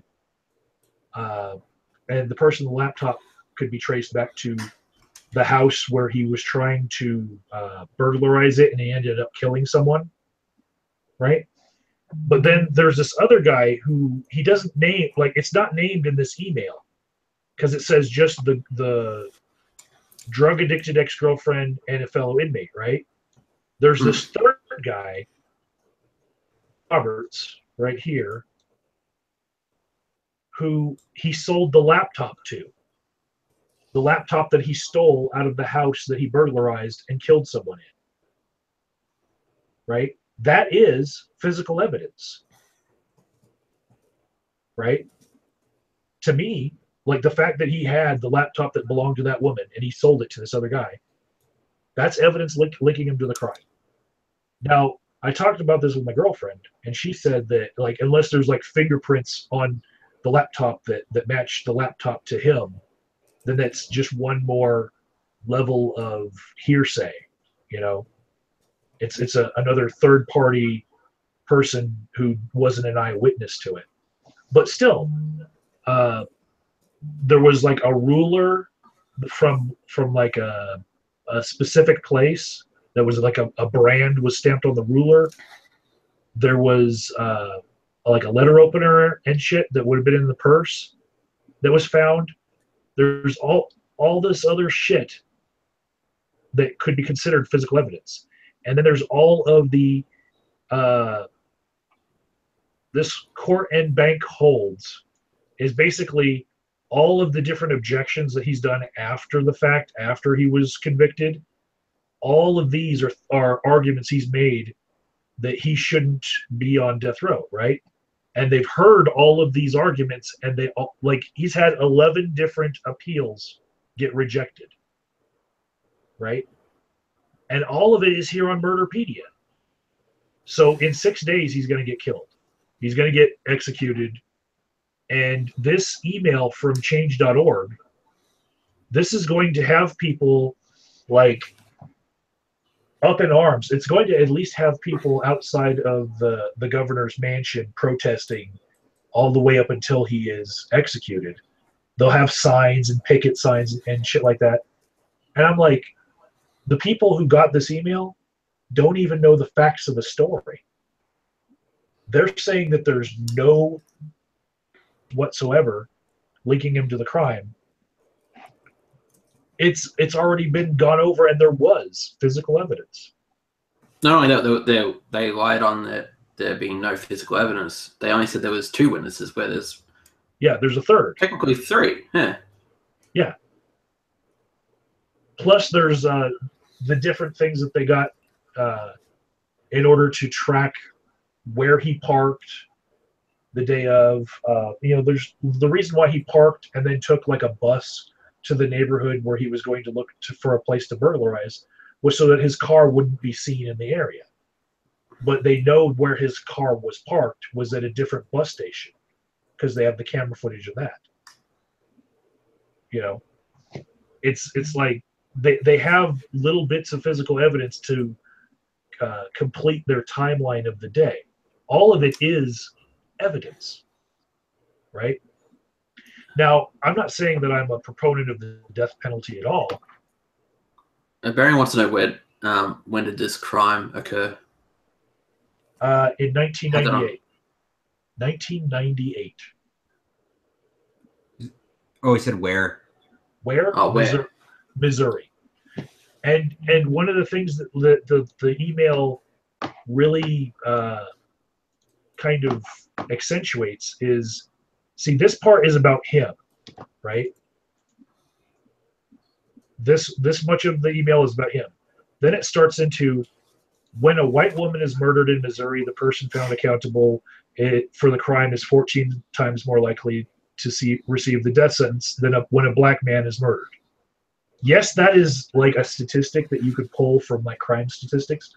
Has nothing to do with this specific case, except for biasing the people who would get this email from change.org, right?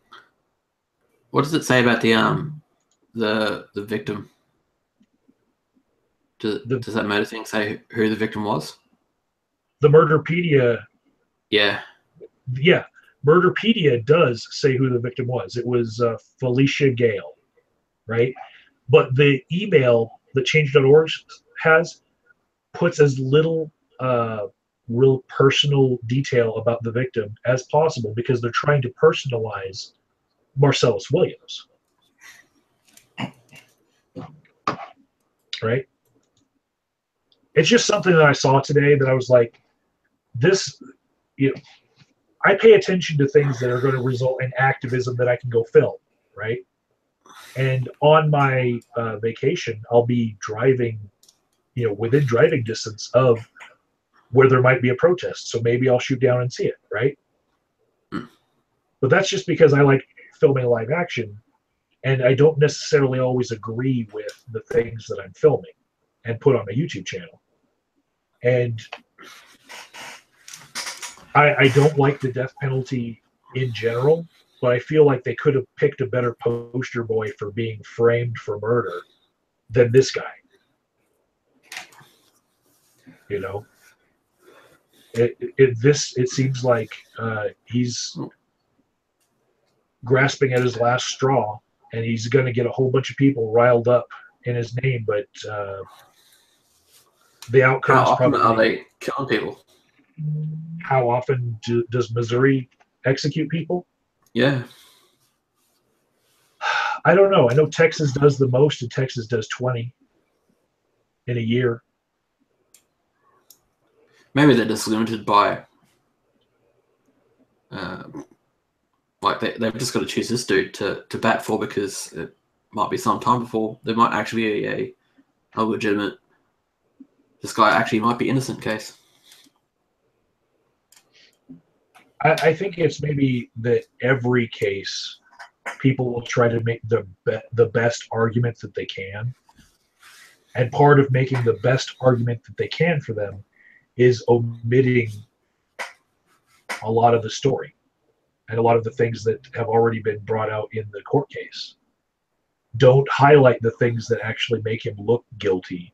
Just highlight the things that make him look innocent and the things that incriminate society for even having the death penalty in general, and don't concentrate on the actual facts of what happened. Can you imagine if court cases ran like that, where the person gets brought in for murder, and the defense person immediately goes, "Look at these stats. Look at how many of these people get killed compared to these. This person should be innocent." It actually did go that way because the prosecutors immediately wanted to disqualify from the jury 3 black people. And so part of his one of his appeals was that they wanted to disqualify black people from the jury, and immediately went for the first 3 people that therefore were African American. And they had good non-racial reasons for wanting those 3 off the jury. The appeals court found that their reasons were good. Now, I feel like if you want someone off of the jury, you can find a good reason for anyone you want off the jury and have a different reason for wanting them off. Like they might have wanted them off the jury for being black and just found other reasons to eliminate them. Doesn't the defense have the same option? Yes, but only to disqualify people from the jury, not to add more people. There's a pool of jurors, and they winnow it down to, okay, we want these people gone, and we want these people gone. And then what's left, if there's enough of a jury pool, then they proceed. Biggest pain in the ass. Mm-hmm. I'm lucky I get to escape out of jury duty because I work for schools, and the schools always need my help, so I don't have to go. I can normally omit the fact that I have to go to jury duty because I'm visually impaired, but I go anyways and deal with it, and then they never call me again after that, mostly. When I say, "Hey, I can't see anything," that doesn't help you, does it?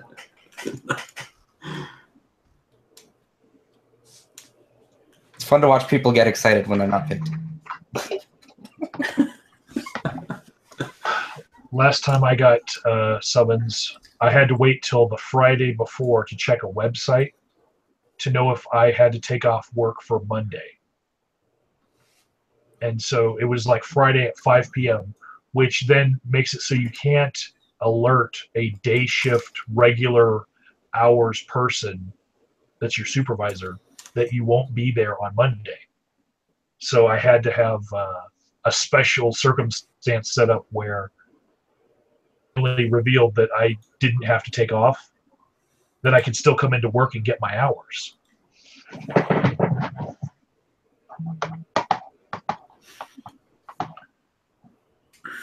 If you give them a good enough reason, in most cases they'll be like, okay, fine. No, Yeah. they'll contact someone else. The time before that, I had already moved out of the county that wanted me to show up for jury duty, and all I had to say was I moved.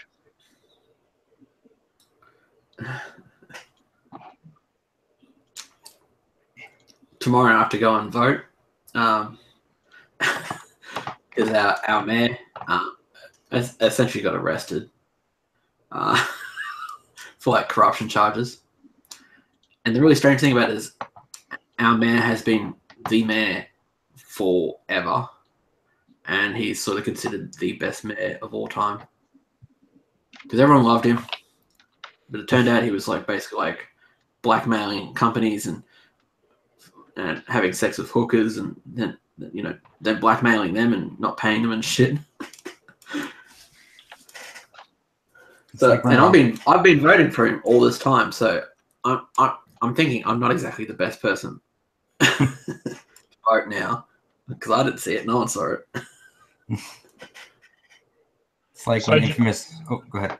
I just tweeted the link to the change.org petition to Liz and Bering, because that's really up their alley, not so much mine for video making, but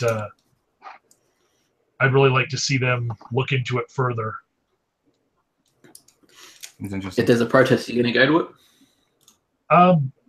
If I see that there's a protest with enough people that there's going to be signs and it's going to be interesting, yeah, I'll go to it, no matter what it is.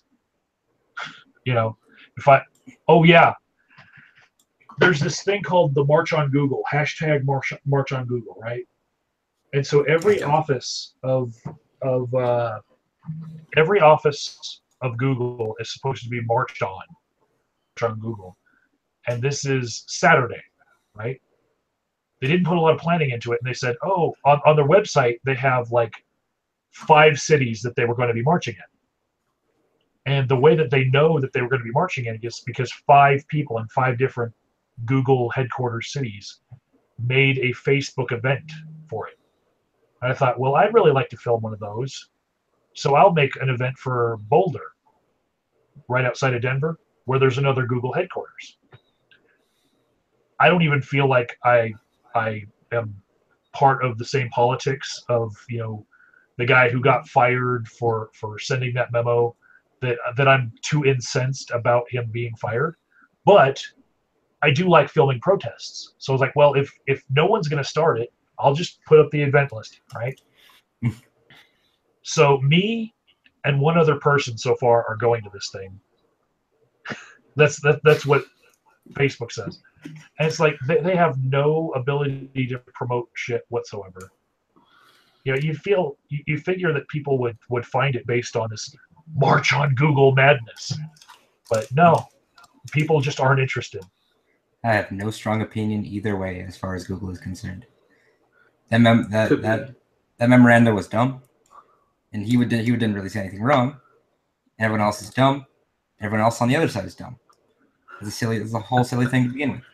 But people want to march. Best centrist opinion. Sorry? I said you've got the best centrist opinion, the one that everyone else is dumb. Yeah. I mean, bitches are gonna march regardless. So.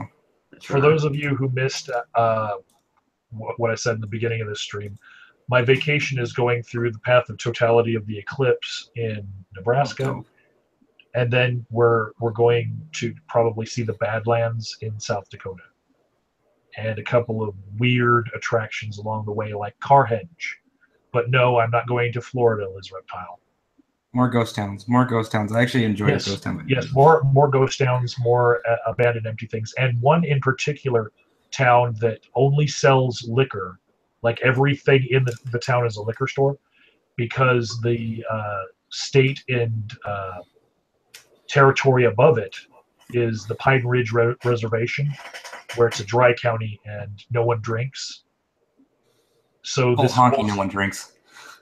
well, no one's allowed to buy liquor.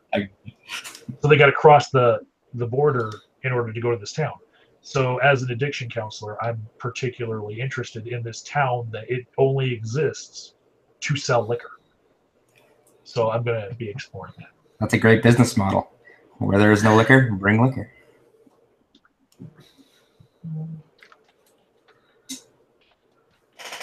That actually sounds like a dope video. Like, have you seen the story about Rebel Media and the boss of it essentially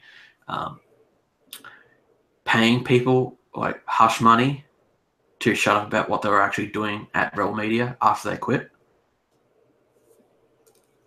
What? Ezra Levant essentially paid people like Lauren Southern money, like so she would sign a non-disclosure agreement, right, about all the dodgy dealings that Rebel Media is doing. The dodgy dealings are apparently doing charities, asking for money to pay for certain trips and all that, and then actually not spending that money on what they were saying they were doing. One guy who left the Rebel Media said what had happened was that they asked for a certain amount of money to do some kind of trip. They ended up getting that much money, so what they wanted. And then Ezra went to Lauren Southern, asked her to do another video asking for more money. Lauren Southern, then what she did, she said that she wasn't going to do that. And then Ezra Levant fired her. But the official story is that Lauren Southern just quit and they mutually spread apart. This guy says that they gave her money to shut up. When he quit, Ezra Levant came to him, offered him hush money, but only this time that guy had recorded on audio. Well, I think that there are more closer to home examples of people using money for one thing and not another thing. I like the guy, but I'm going to talk shit about him right now. Secular Talk. Check out his Patreon, right? Add up his monthly Patreon donation times 12 months, and you realize he's taking in $250,000 a year. $250,000. No fucking way, really? Do the math yourself, okay? Don't trust me. Do the math yourself. $250,000, right? And he made this big deal about we need to move over to Patreon because I can't exist if you guys don't support me on Patreon because my ad revenue's gone. Well, the ad revenue has now partially come back, so he's making even more than that now. He's making the ad revenue plus on top of that. But every time he thanks people in his videos, he's like, we wouldn't exist if you guys weren't supporting us, right? Dude's got a microphone. Dude's got a special room that he makes his videos in. He's got 2 monitors that were paid for by like $100,000 fundraiser that he did, plus the microphone and the computer he's on. All that's paid for. He might have some overhead for renting out an office somewhere, but do you think that he wouldn't exist if he was, say, making a quarter of that or even less? I'm getting 18 grand per month through Patreon at the moment. It's the statement of we wouldn't exist unless you guys gave. It's the same thing that Alex Jones pitches to his subscribers. Like, we wouldn't exist without you.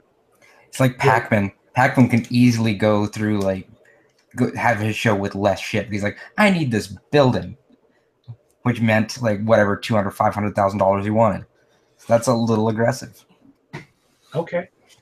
Well, there are certain aspects to how to e-beg for money that a lot of the skeptic community have taken from basically Alex Jones and the AM radio talk show hosts. You know, that kind of pitch. And you know, you can say that it's expert salesmanship or psychologically manipulative, depending on whether or not you like the guy.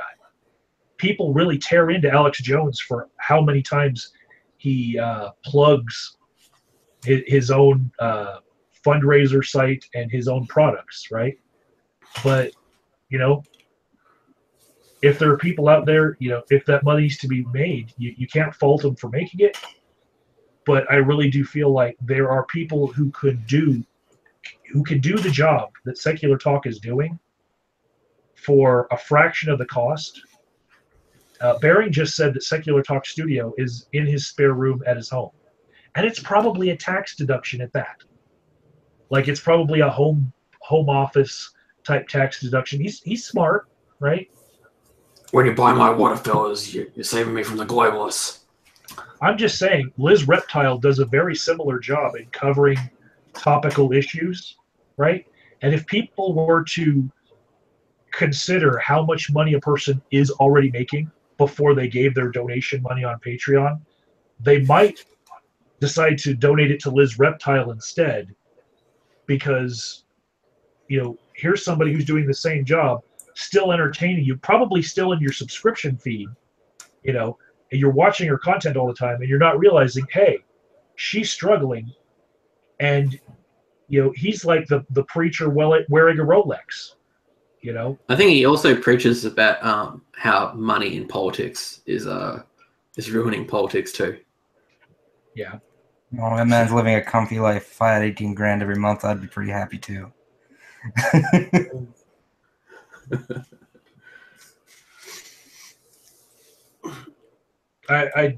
That's one of the reasons why I haven't plugged my own Patreon a lot. And I actually, I had one of my Patreon donors that I had a talk with her and actually asked her to quit giving. Like, I cut that off because, for one, she was giving 10 times what anyone else was giving to me. And I make more money than she does in my real life. And when I thought about like her maybe having a struggle in her life versus me, I was like, I'd rather her have the money. Like, after a while, we became like really good friends just because of this interaction we had. I'm like, you know what? You know, the money is better kept with you. You know, and people don't realize some of these donations that they're getting are from people who have the time to watch a lot of YouTube. And a lot of those people are disabled. Yeah. You know, and they're living on a disability income and pledging to their favorite source of entertainment. At a certain point, I think that, you know, I'd rather have them keep the money and, you know, maybe eat a steak while they're listening to me rather than eat some ramen. Yeah, but sometimes you don't know who you're going to impact in the right way in particular. Yeah. In fact, I would say you've impacted my life a lot, actually, Mike, because like if I didn't meet you, I would have never met James Pope, and if I didn't meet James Pope, I would have never met Brian. And I fucking love Brian. So, and I love you. So, if like it depends on the influence here. Thank you for your love and adulation, Jordy. I hope it's not the weed talking. No, I haven't been high for at least 3 hours. No. In all honesty, like that, it depends like how you've transformed someone's life, because like some people want to give because they feel that they owe you. I've seen people who run like smaller Patreons, like probably just around the same size as yours, who also do the same thing. They try to cut people off who are giving them money who most definitely shouldn't be giving them money, just out of the basis that they need it more than whoever the content producer is. Mm-hmm. There was one that I had that same talk with that I wasn't able to come to not rude way of stopping it, the $1 level. So I let it go because sometimes it's a point of pride for people, you know, that they are giving to something that entertains them. Mm-hmm. So I did have one that I also felt wrong about that was even at that level. I was like, man, if this is one McDonald's cheeseburger in this guy's life more a month, he needs that cheeseburger more than I do. You know, I've had some fucking cheeseburgers in my lifetime. You know, I need to cut back on the cheeseburgers. This is a diet soda, by the way. Yeah, the ad apocalypse sort of helped with people's patrons as well. Yeah. Some people just give them money because they think that they're fighting against censorship, essentially. Mm-hmm. So. I want to believe people are doing it for the right reason, but sometimes you're gathering so much money, you tend to get a little hungry, a little too hungry. Then like that's when all that abusive like people, abusive minors and stuff comes in. Where like, oh, steal my dad's credit card, $10, $20. Oh, where did that $10, $20 go? Oh shit, my son stole my credit card. I actually one of Misty's coworkers has a 14-year-old daughter who begged her mom to start donating on Patreon to Onision. No. Okay, well, in complete transparency, Onision was my first introduction to atheism when I was like 12. Luckily enough, I got over him real fucking quick. Ugh. Man, rough years. This year, DevShell 2 is going to bring back his Madness, Mayhem, and Charity event, right? And he's been raising money for the International AIDS Vaccine Initiative every year that he's done it. And he raised like $48,000 like total so far. It probably is more, right? If you take all the money that I'll make off of YouTube, Patreon, ad revenue, anything else that I've done, my donation to his one charity that I only know about because I'm a YouTuber will be more than all of that. And so when I look at these charities that come up, that my heartstrings are so pulled towards them, I actually consider it like cost of doing business here on YouTube. So like I'm completely at a negative every year. And that one charity is a big reason. And this year I might actually be a host for an hour for that marathon that he does. You know, I did volunteer, but he usually goes with what's going to be the biggest draw. I completely understand that. You know, I want him to bring in the most money possible. Like your Jacqueline Glenn's and stuff. Remember that I don't year? think that he's. Yeah, I don't think that he's going to go with her this next year, but it doesn't matter. Whoever's the biggest draw, that's who needs to go in, because it's not about personalities. It's not about the drama. It's about the charity itself. So if Onision wanted to have an hour of it, if it was a draw, you know, it's like it's good for the charity. Got to do it. You know, isn't Onision really a draw though? Do you think you'd bring in people who would actually have money? Dude, it's those 14-year-old like Facebook Messenger chat freak girls that have the money to buy the new Linkin Park Best of CD. Ooh, you know, now that too soon? Fuck you. No. It's perfect time. You know, that's the demographic he's going to bring in. You know, the girls with money that they can afford to lose. This age demographic, that's the reason why rock has targeted that age demographic, is because people have an ability to ask their parents for money or spend money that they don't really feel how hard it was to earn that money, you know? Yeah. And I'm pretty sure Barry understands this as a musician. He's probably, yep, that's how it works.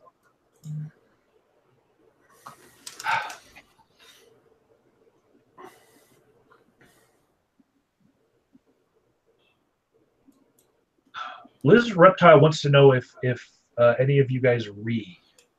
Do you read? Read? I try not to. I mean, I love audiobooks though. The closest that I come to reading is I have a pit bull, which we've described as a mini hippo, and it sort of oinks times when it's happy. Read? Well, Yeah. to me, when I hear him oink, I'm like, rink, rink, rink, piggy. Yeah, You know? that's the closest to read. It's not like autistic screech. It's more like, ree, little piggy. Read. Yeah. I've been around a lot of autistic kids, and I've yet to actually hear something that actually comes close to reading. Strange enough, I've heard reading come from adults before. Like, so I don't think it's got anything to do with autism. I think it's got something to do with millennials. Yeah. One of the reasons why I've had less live streams, Oz, like you've noticed that there's been more live streams. One of the reasons why is because so much of my life now, the things that I see on a daily basis are confidential, right? And so when I see talk of like autistic screeching and stuff, like these flashes in my head happen where I'm like, oh my God, you guys, I saw this like amazing story, amazing thing that I cannot talk about, you know? And so I get this feeling all the time, like, nope, zip it, zip, zip, zip. Well, that's a case of censorship that needs to happen, though. Like, no reason to ruin everybody else's privacy. But I understand because I whenever I have secrets, I'm like, I want to tell everyone. I'm bad with that. For me, there's a certain amount of like, if you can anonymize a story, and a certain amount of time has passed, you can tell a certain story without like revealing that someone has some confidential information that you're saying. You're not going to identify anyone.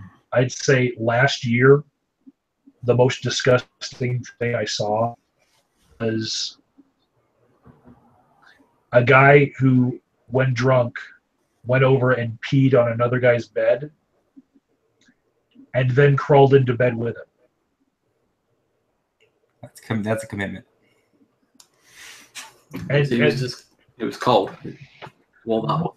Yeah, to warm up. That's something that I might have theorized, but actually I think it's because in a certain social caste, I think that it might make sense for people who are homeless to pee all over themselves so that they don't get robbed when they sleep.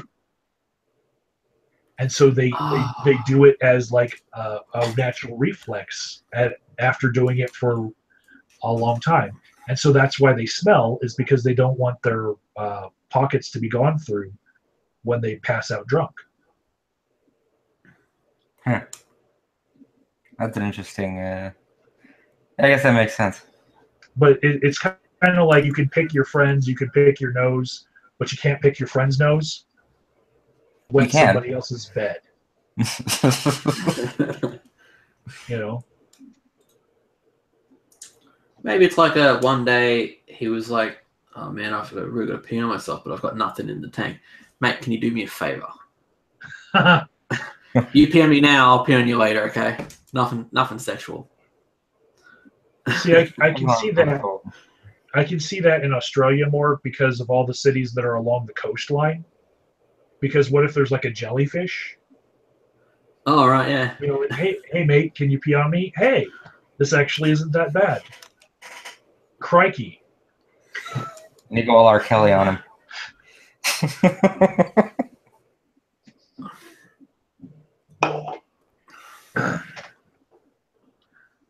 So yeah, that's part of the reason why my live video making decreased, and also my video making in general, because there's so much that I have in my head that I want to clear out that I just can't put out in this kind of a platform.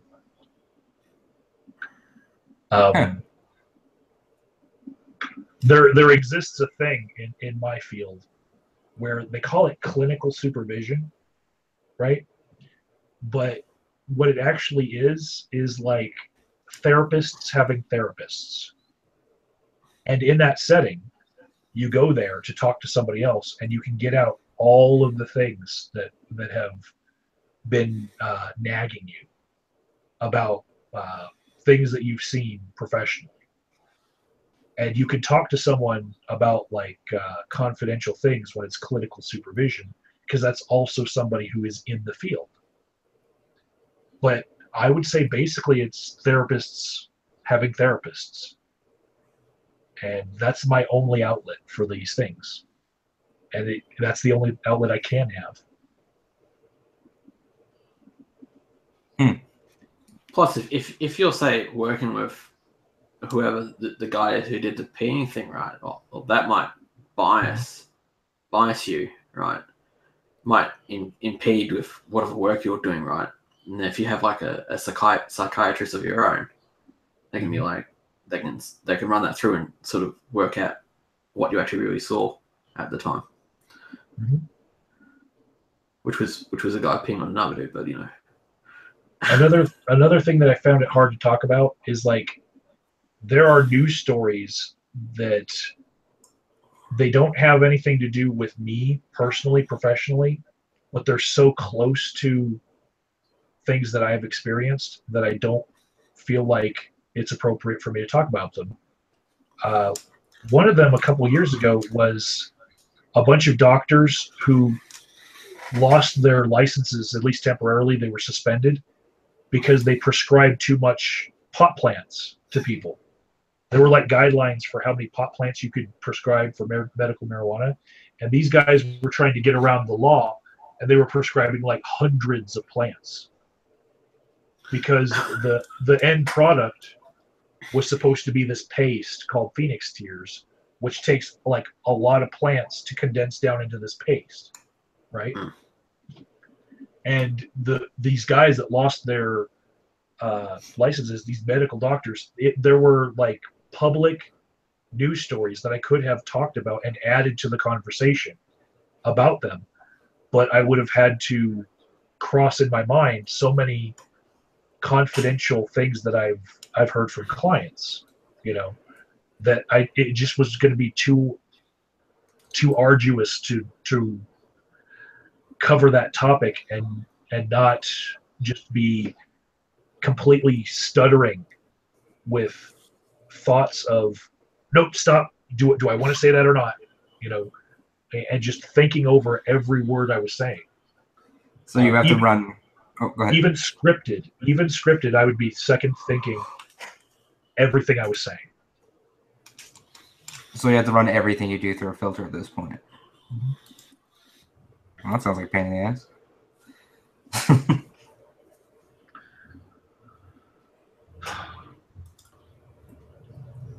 Well, Liz has signed that petition, so Liz signed it? She replied back on Twitter. She signed it.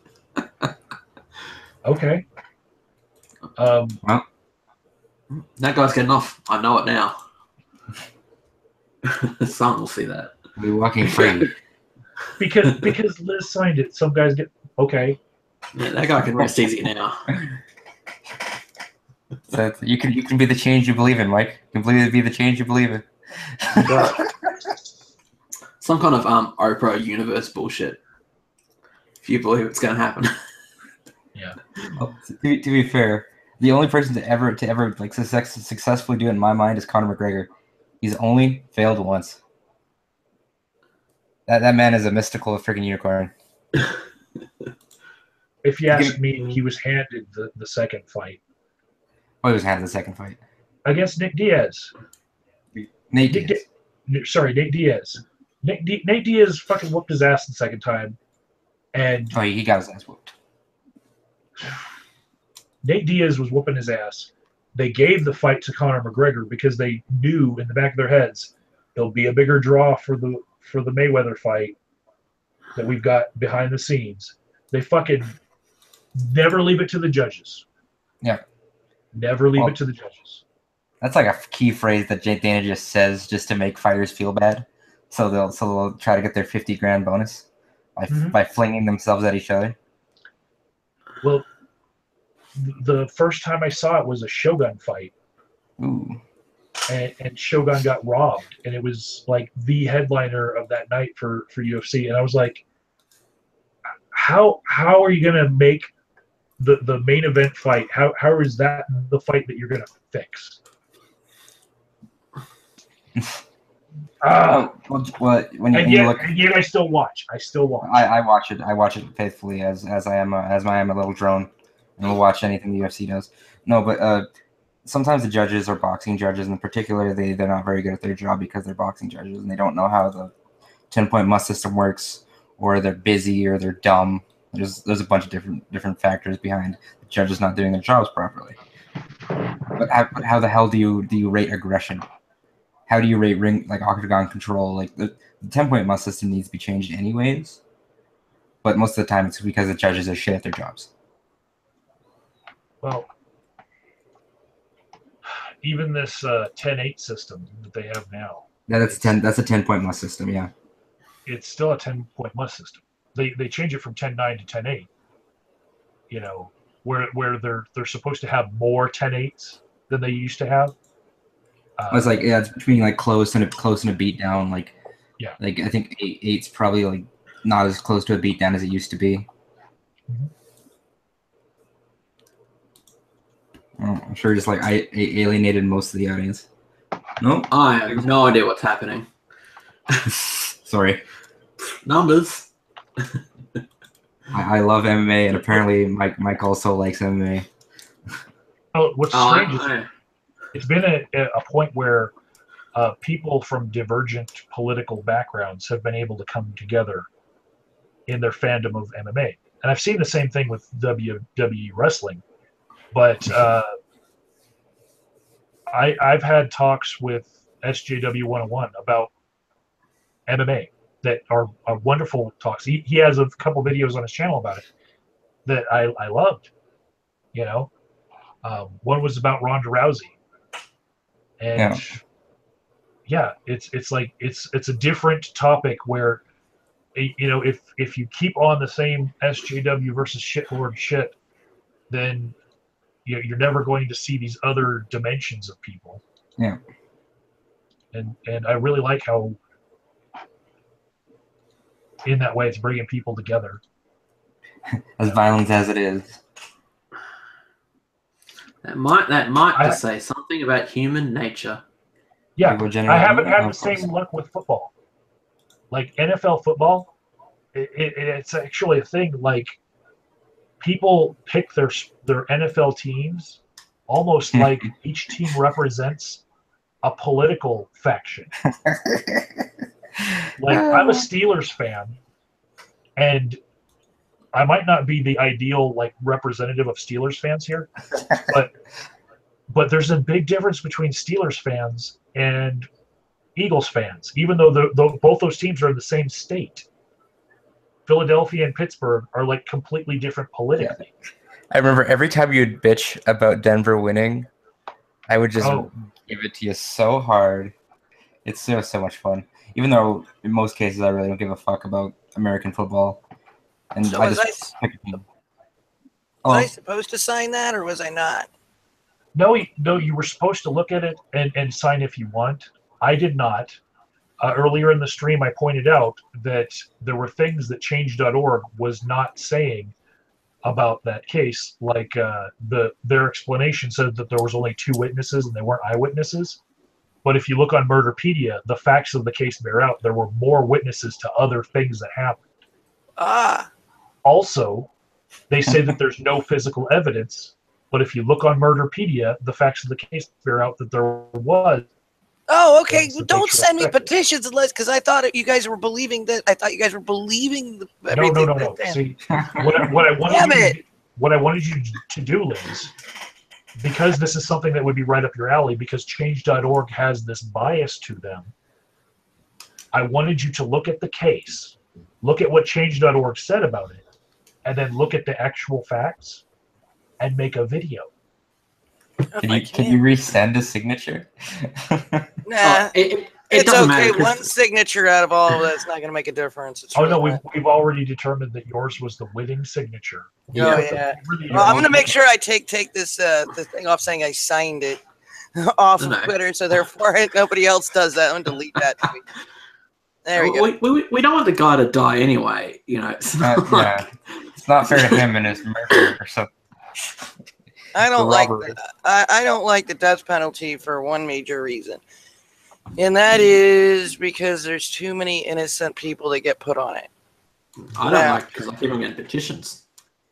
That's why you have like groups like the Innocence Project who just will take the time out of their day and just be like, "Well, we're gonna go have lunch. Let's solve some cases while we're there. Okay, good job, guys."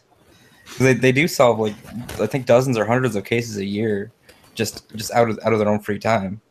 Yeah, and the thing is that with the fact that there's too much corruption in governments, there's too much corruption in politics and stuff like that. I can't trust that this particular person is worth dying unless this person has been caught at the scene, has admitted to everything, and generally if you admit what you've done, they don't kill you. So there's the catch. If you admit what you've done, they put you on life. If you don't admit what you've done, they will try to kill your ass. Problem is, so that happens so rarely. It's really hard for me to always believe every goddamn thing that is going through the system, and so I don't want even one person being killed illegitimately.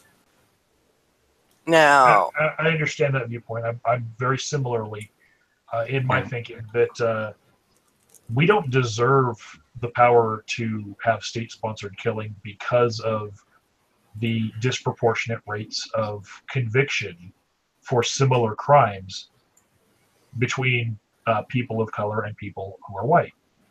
I believe that we're just doing it wrong.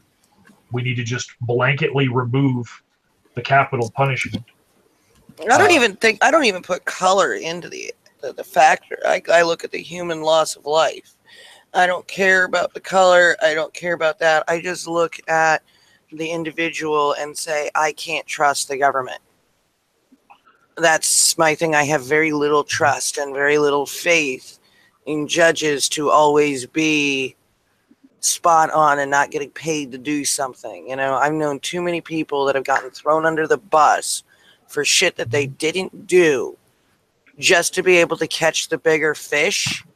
That I can't trust any of it. I don't care what color you are. It doesn't matter to me. One of those instances that I'll talk about is from a very not popular YouTuber, which is Eagle Eye 1975.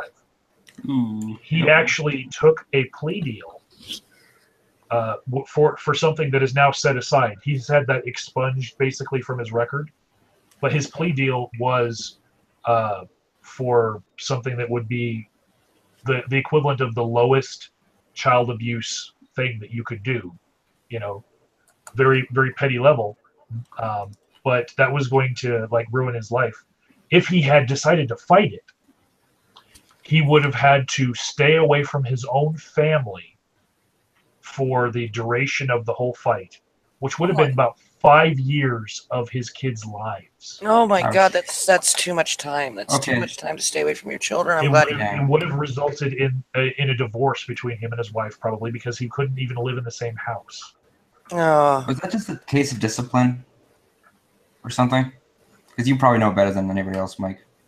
I would say yes, and it was also probably the case that when you have certain schools of thought that are that consider themselves more enlightened, and they come across the old ways of what you would consider like beaver cleaver style corporal punishment on your kids. Somebody who's gone to college for social work has no empathy for somebody who uses a wooden spoon on their kids. Oh, Mm.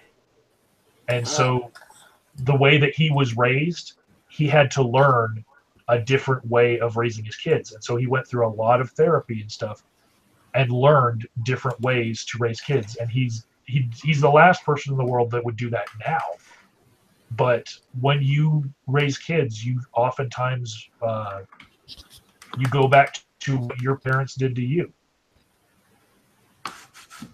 So Yeah. no. basically, his kids were jumping on a bed and destroying a ceiling fan. Oh, fuck. And so he lined them up and smacked them each with a wooden spoon. And that's what got him in trouble. Like One on of the the- ass or like just One like of the kids had a mark. in the hand? The teacher saw the mark, and that's what got the ball rolling, because teachers are mandatory reporters, and teachers are taught in a different School of thought.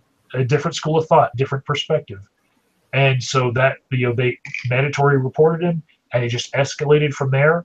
And the reason why he took the plea deal was to save his family. He didn't care about having a criminal record as much as in order to fight it, it would have caused a divorce. It would have caused some of his kids to be grown up in foster care for years. Yeah, you Still- don't want to he'd do this. still probably be fighting it right now. Yeah, And so fuck that's that why he did shit. it. I personally was taught that there's a time and a place, and that no, you do not go have your kid go pick its switch to go smack it on the ass like you do in the olden days. And so I was very rarely ever physically touched by a hand, and it was only when I had pushed the limits of anything rational did that ever really even happen. My parents were pretty fucking cool about not being assholes when it came to physical contact. And where the hell is my camcord? What the fuck is going on with my cam? Like, where is this thing attached to? Well, Oh. I had a more nuclear family, where on one side of my family I experienced a lot of it, and on the other side it was very little. I had my parents were together for most of their time together, and they're still together now, but there was a segment in which my mother was not involved.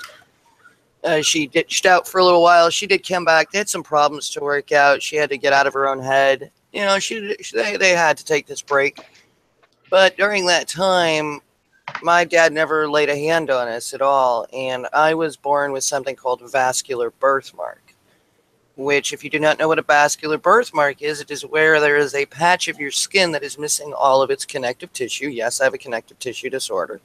Yeah. And so that means that the veins are pressed right up against the skin in a quarter size area on my breast. So I had a purple mark on my tit. And when one of the coaches saw this, because I was very underdeveloped due to asthma issues and other issues with my health, I did not need a bra, and I did not feel like always wearing one. So in gym class, I was changing my clothes in middle school or junior high, and somebody saw it and reported it. I then had to go get medical records and all sorts of shit because I was living alone with my father at the time to prove that my dad didn't bite me in the tit. And it was fucking horrible because it looks like a bite mark. And so we had to submit this report, and after a while, it became very invasive that every time there was a new gym teacher, they would show this goddamn thing off to them and say it was okay. But if there was any other further marks, to have me called in. And then I fell on my hip. I was late coming home. My mom had finally come back, and I realized that I was late for dinner, and I started to book it home. You know that, oh shit, mom's calling me, run. You know, And I tripped over my own feet because of the disorder. And I went smack down onto my hip bone. And it bruised me badly all the way across my hip due to the disorder. The bruise was 10 times worse than it needed to be. And I ended up having to sit there for fucking 2 weeks convincing a psychiatrist that I had fallen on my hip. Mhm. And I showed them the impact wound. I showed them how I fell. I showed them the scuff marks on my hands from catching myself. Like I fell on the road, the pavement. Like you could see the bumps from the pavement scratching across my skin. And I'm like, oh my God, they did not believe me until I brought in the pants that I had been wearing when this happened to show them the blood stain on the other side of it from the small scratching that had happened. Like, they would not believe me. And that's why I don't trust shit like the death penalty. That's If it fair, takes though. that much work to teach, to show somebody that people around you are innocent, I can't. No, I don't like the idea of killing people unless, you know, like there's a lot of people out there that probably, in my opinion, would deserve to die, but I can't place that on everybody because of a faulty system. And that's all I've got to say. That's the way it is. There's a lot of people out there that would probably deserve 2 bullets in the back of their head. But there's no way to show for sure at this particular point the way the system is. Very fair. And sorry, I'm a little brutal when it comes to life, love, and the pursuit of happiness. You gotta pardon me. No I worries. think I might have gotten my cam to work. Let's see, is my cam gonna actually work? No. Nope, it's not gonna detect my goddamn cam again. I need a new camera. And by the way, the camera that you sent me when you did the other thing is out in the living room. The kids use it as a mic when we're playing Minecraft. It's really cool. Thank Sweet. you. I don't want to go out there and grab it right now because fuck that noise right now. I'm trying to get the fuck. It's okay. This one right here is my new old one. Your my- new old one. This is my new old one that replaced that one. And the one you're looking at is the one that I actually do my art with because it's a 1080p webcam. Yeah, I want to be able to turn on my cam so people could see what I always have in the background, which is something you painted. And I'm always like, dude, he painted this for me. It's so cool. I have no idea why he did that. It's kind of the sister painting to that one right there. Yeah, and the fact that you got the poop emoji because of shit posting. I'm hoping that I can find a way to bring back shit poster. I might bring it back on gab.ai if I can get big enough over there, because imagine the shit posts. I would have to put those videos up on like Vimeo or something, or on VidMe. YouTube would not let me do shit poster of the week anymore. I miss doing that shit. It was very difficult though, because of having to go through fucking hundreds upon hundreds of files to the point where it was crashing Lightworks. It was crashing everything, and I didn't know how to DVR3, which is to be able to pop the imagery out on top of it. It's a way to present a better thing and to do graphics, and I didn't know how to do that yet. So I was having to place each individual item on every week over a new background. The way that I could set it up now is just replace the files, and it would be click, click, click, as opposed to click, click, click, you know. Well, the one of the last ones I did, there was 74 memes. If you can imagine how fucking hard that is, and animating the entire time, 74 motherfucking memes. Why is my cam being a douche nozzle? I don't know. You know, it's a problem I've been having. It'll eventually register if I keep fucking with it. I just need a new 1020p thing. 1080p, whatever this damn thing is. It's a 1080p. Yeah, there we go. I know my words. So what else have you guys talked about that I missed? We talked about people who are website in order to go to websites with lesser traffic. And I'm not fleeing. I am very butthurt, but I'm not fleeing. I made a video. YouTube stopped shadow banning us. YT stopped shadow banning us, and it worked. Suit Yourself mirrored it. A couple other people have mirrored it. And what ended up happening is not only did I get the traffic that I would be missing. Now, mind you, they're from different traffic sources, so I'll still be able to, in a couple of days or so, prove what YouTube is doing by showing where my traffic sources are coming from. What has gone on is that every time I get the demonetization mark about it, it either happens before I'm finished uploading, or it happens 2 hours after I'm done uploading a video, maybe an hour. The second that happens, my views tank. They tank so badly that I might as well not have put the video up. And people are coming to me going, I see you in my subscription feed. I'm like, okay, cool. 100 of you or so got the notice. Great. What about the other 4,000? I used to get 1,000 views off of a video like this in 4 or 5 days, and it's sitting at 300. You know, I think the best thing for you to see would be a video by Daryl Eves, and I know sometimes it's hard to watch him because he can get into this presentation mode where you just feel like he's not the best presenter, but he's explained how YouTube last year ran like 2,500 experiments. And so they have these different categories of things that they do to certain YouTubers. And previous to that year, they had run maybe 100 experiments. And there are things that they are doing to people like not making my link work and Suit Yourself's fucking comment section where he posted my link to where he was referencing the hashtag, right? Stop. I don't care about the monetization. Just stop shadow banning me, right? Well, you know, fuck the money. I want to I want people to see who I am. That's what I came here for.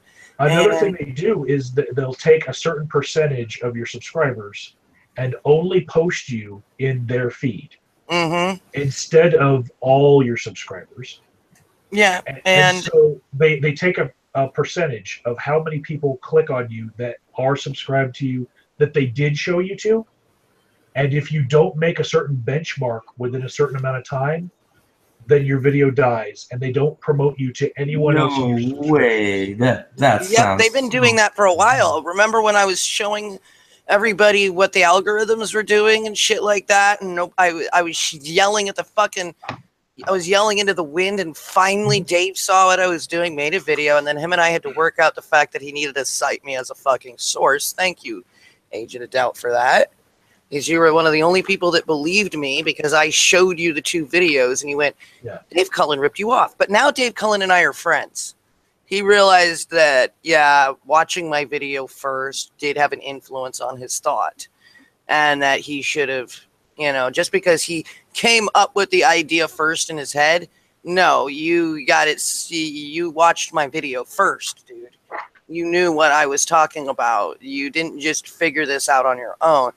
And so now him and I are friends. So that whole debacle ended up getting me a friend.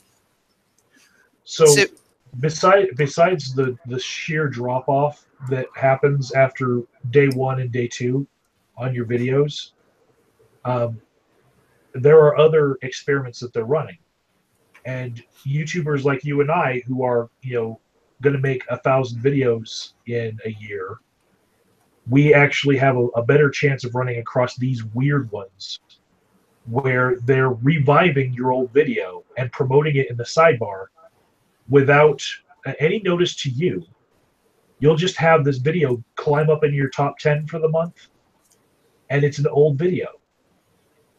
Why would they do? They're trying to. The AI is learning, okay, and so the AI has been programmed to run these little experiments that are wacky. But what the AI came up with in order to maximize revenue for YouTube so that YouTube one day can actually make a profit is instead of going on your own channel's metrics, it will compare in a session for your viewers if your video is the one that they stopped watching YouTube with versus if your video makes someone sit down and watch 3 or 4 other YouTubers. If you're the kind of person that they like to include in a string of these are the 10 people I watch every day, and they watch all 10, then you're golden.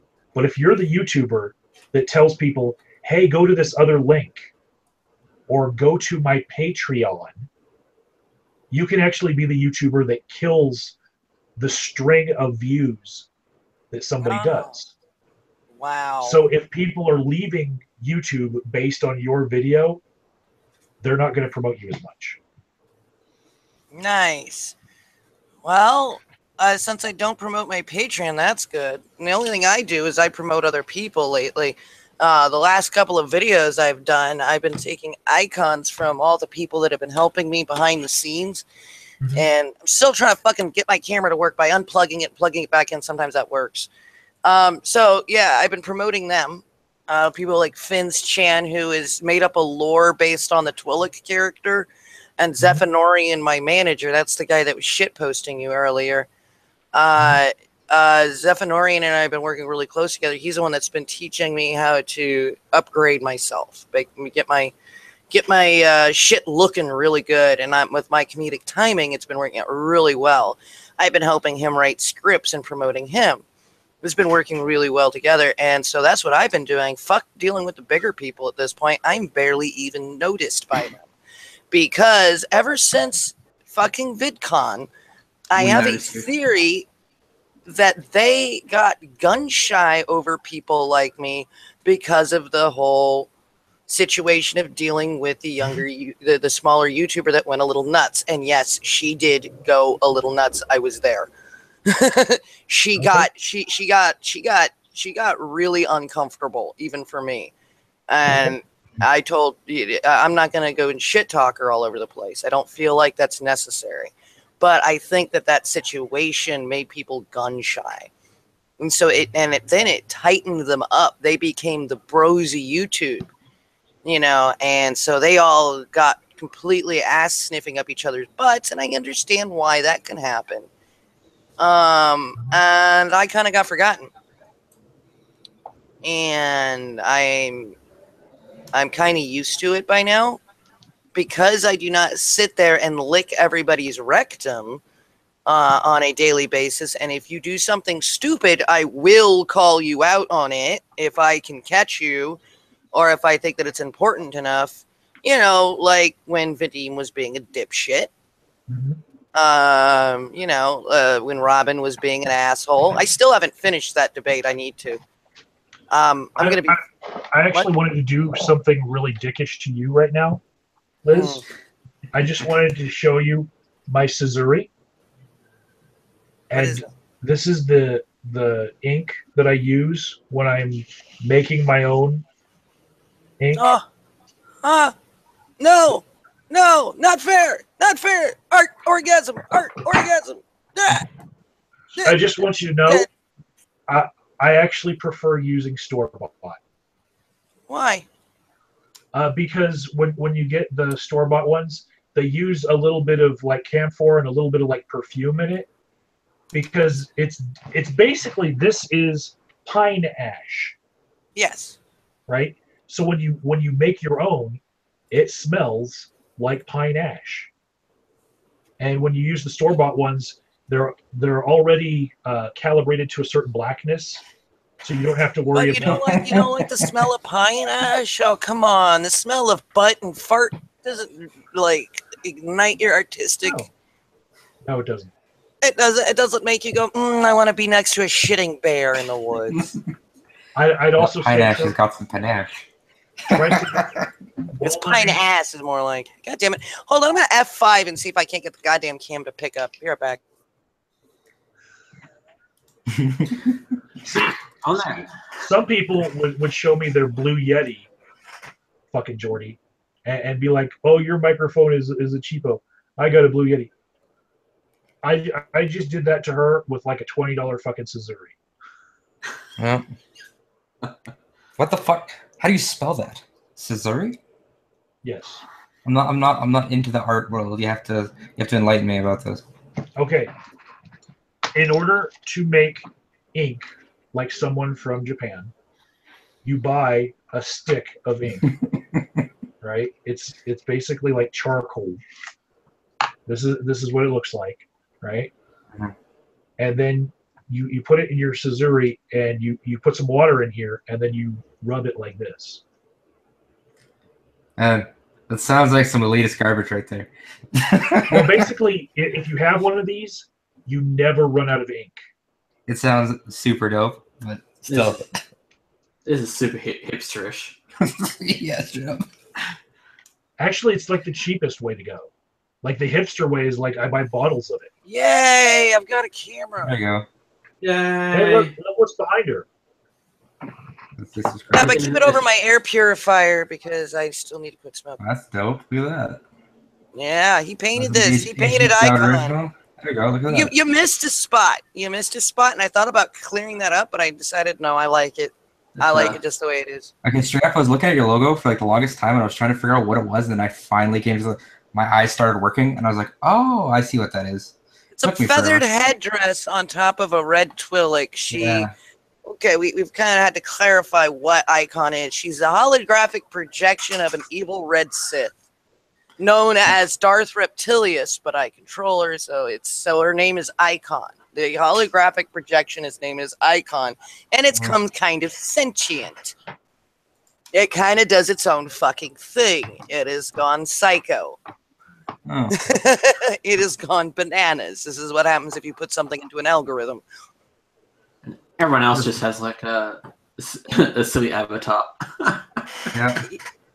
Yeah, mine is operated with Blender, and then I've learned how to make 2D environments, which has been fun to create for her to interact in. Since she's a 2D creature, everything else around her is two-dimensional, but it's creating a 3D environment with this 2D lifestyle, and learning how to green screen and stuff like that has helped, but it's been really fun to try to create these cartoon environments that sometimes the object that I'm using is a real life object.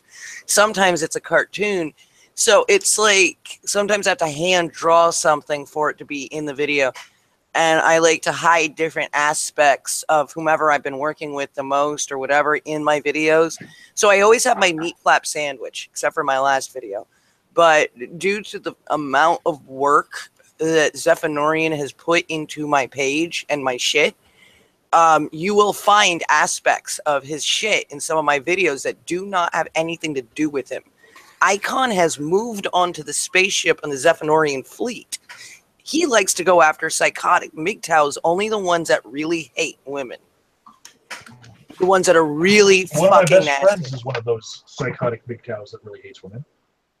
Well, the thing is that he has faith in them, is the thing.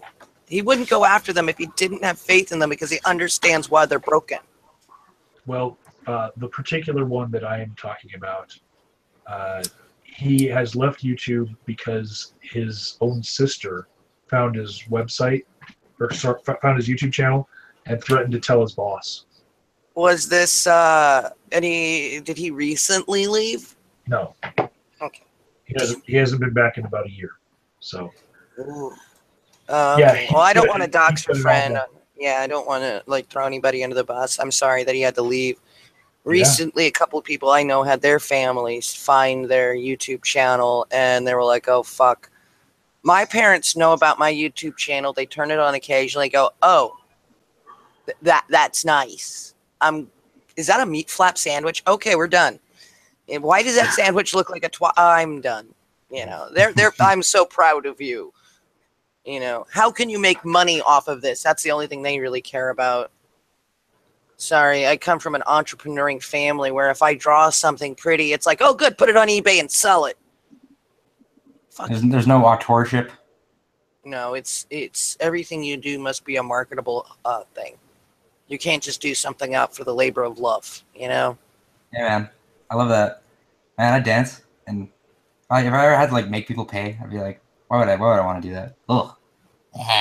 Well, I used to dance occasionally for money, which I was a bait dancer, and that made me feel good because nobody knew that I was there to dance, which is somebody that's paid to mingle and dance in the crowd and get people to Oh. kind of like a party maker, as it were. Oh, bait. Okay.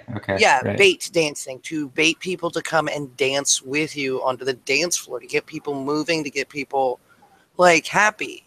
You know, somebody that's always upbeat, somebody that can dance really well. But Yo. I didn't have to dress like a $3 whore to do so. Actually, the more elegantly I was dressed, the better it worked. Man, I should start charging the club for bait dancing. I get people on the fucking dance floor all the time. Oh, I should start charging those fuckers. Yeah, they used to give me free drinks. They used to, depending on how well the night was, they would pad my pockets a little. You know, it was a good job. It was a good little side gig. But that wasn't required all the time. If I wanted to show up and just dance and fuck off in the corner and make out with whatever boyfriend I had at the time, that was whatever girlfriend. And I'd be like, no, I'm not working tonight. To be young, dumb, and stupid again. Hey, man, people tell me that like if I ever like walk off to a table, I'm like, man, I'm tired, and I have people just come up to me like, please don't stop. I'm like, yo, dope, I'll take that, thank you, and I just go keep on going. It's so much fun to get like people like when there's an empty dance floor and you just get like 30 people up on the dance floor. It's like the best feeling ever. Oh fuck, man. Go to the club. I liked it when I could dance for hours before my legs gave out, and I would stop and look up and realize that there's a good 25 people looking and staring, going, as I'm like, wait, what did I do? Oh, I'm sorry, I was just busting a move over here. Oh, fuck, I love that. I You love being the only one on the dance floor too. It's so much fun. Yeah, and you just start wailing, you know, they start playing KMFDM God Against War, and you're just like, yeah! And you're like, oh shit, everybody's watching me. And you get like really self-conscious all of a sudden, then you just keep going. Yeah, I know that feeling too. It's fun. I love that woo. feeling though. Either they're looking at you or they're like, man, I just really want to go on the dance floor. And you Like, have the people who are drunk enough to go on the dance floor, and they're like, and then you ask them, did you have a good time? And they're like, yes, I did. I'm like, damn, you're welcome. There you go. Oh, by the way, agent out there, did you notice something? I have gained 15 or 10 or 12 pounds in the last month and a half. I am no longer skeletal as badly. I'm missing the lunch lady like sagging of the arms that I was getting underneath here. I'm sorry I didn't notice. I couldn't see anything past your knee boobs. Oh yes, my knee boobs. No, my knee boobs. My knee boobs is what brought us together here, just for your channel, because this is what brought us together. Is my knee boobs. I should wait. Just because it's a special occasion. Oh damn! This pen isn't gonna work. Here, I'll use my makeup pen here. We'll just there we go. There, this brings back memories, doesn't it? Mm-hmm. There we go. Knee boobs. If me swearing didn't get you your ad to revenue cut, this might. Well, what happened is that he put me on Flags of the Week, and because I was trying to get my equipment to work, because there's a setting issue with this computer where it has to be set very specifically to pick up the audio from somebody that is on XSplit and somebody that is on a Google Hangout. And so it wasn't connecting right, and I didn't know about just streaming directly from Google Hangouts. So I'm sitting there trying to use a program. I have no idea what to do, and I'm completely lost in this whole situation. And it turns out that I didn't know that the entire time while I was trying to get it work with my friend Mitch. Mitch and I are just trying every setting in the world. And we're doing this live because I didn't really think anybody was watching. But what had happened was, since he had subscribed to me, he saw the thumbnail that YouTube decided to put up, which was me sitting like this, and the camera was a little lower. That's adorable. So I'm sitting like this because of my back. I can't hold myself up. And so I have to use my legs as my back. And so it looked like with what I was wearing, which was a strappy shirt, it looked like my tits were like, because it kind of looked like this, you know, skin on skin. So it looked like my tits were hanging out on this shitty ass thumbnail on a really shitty cam. And Wow. I had 450 views because of the thumbnail. I deleted the video when I realized what had happened. He uses me, but I didn't realize what had happened until he went off and did Flags of the Week. And I'm like, oh my God, is that shit video? Why is that still up? Holy crap, the thumbnail. And yeah, the thumbnail looked like my tits were hanging out. And then people went on, realized it was my knees, and left. Get the makeup off my fucking knees. It's just awkward. And black all over my pants. Yeah, so he goes, your knee boobs are basically sticking out. So I made a video in retort. This is my very first retort video where I had my daughter jump around and say that she's my manager and that she's going to keep my naughty, naughty, naughty knee boobs down from now on. You know? Wow.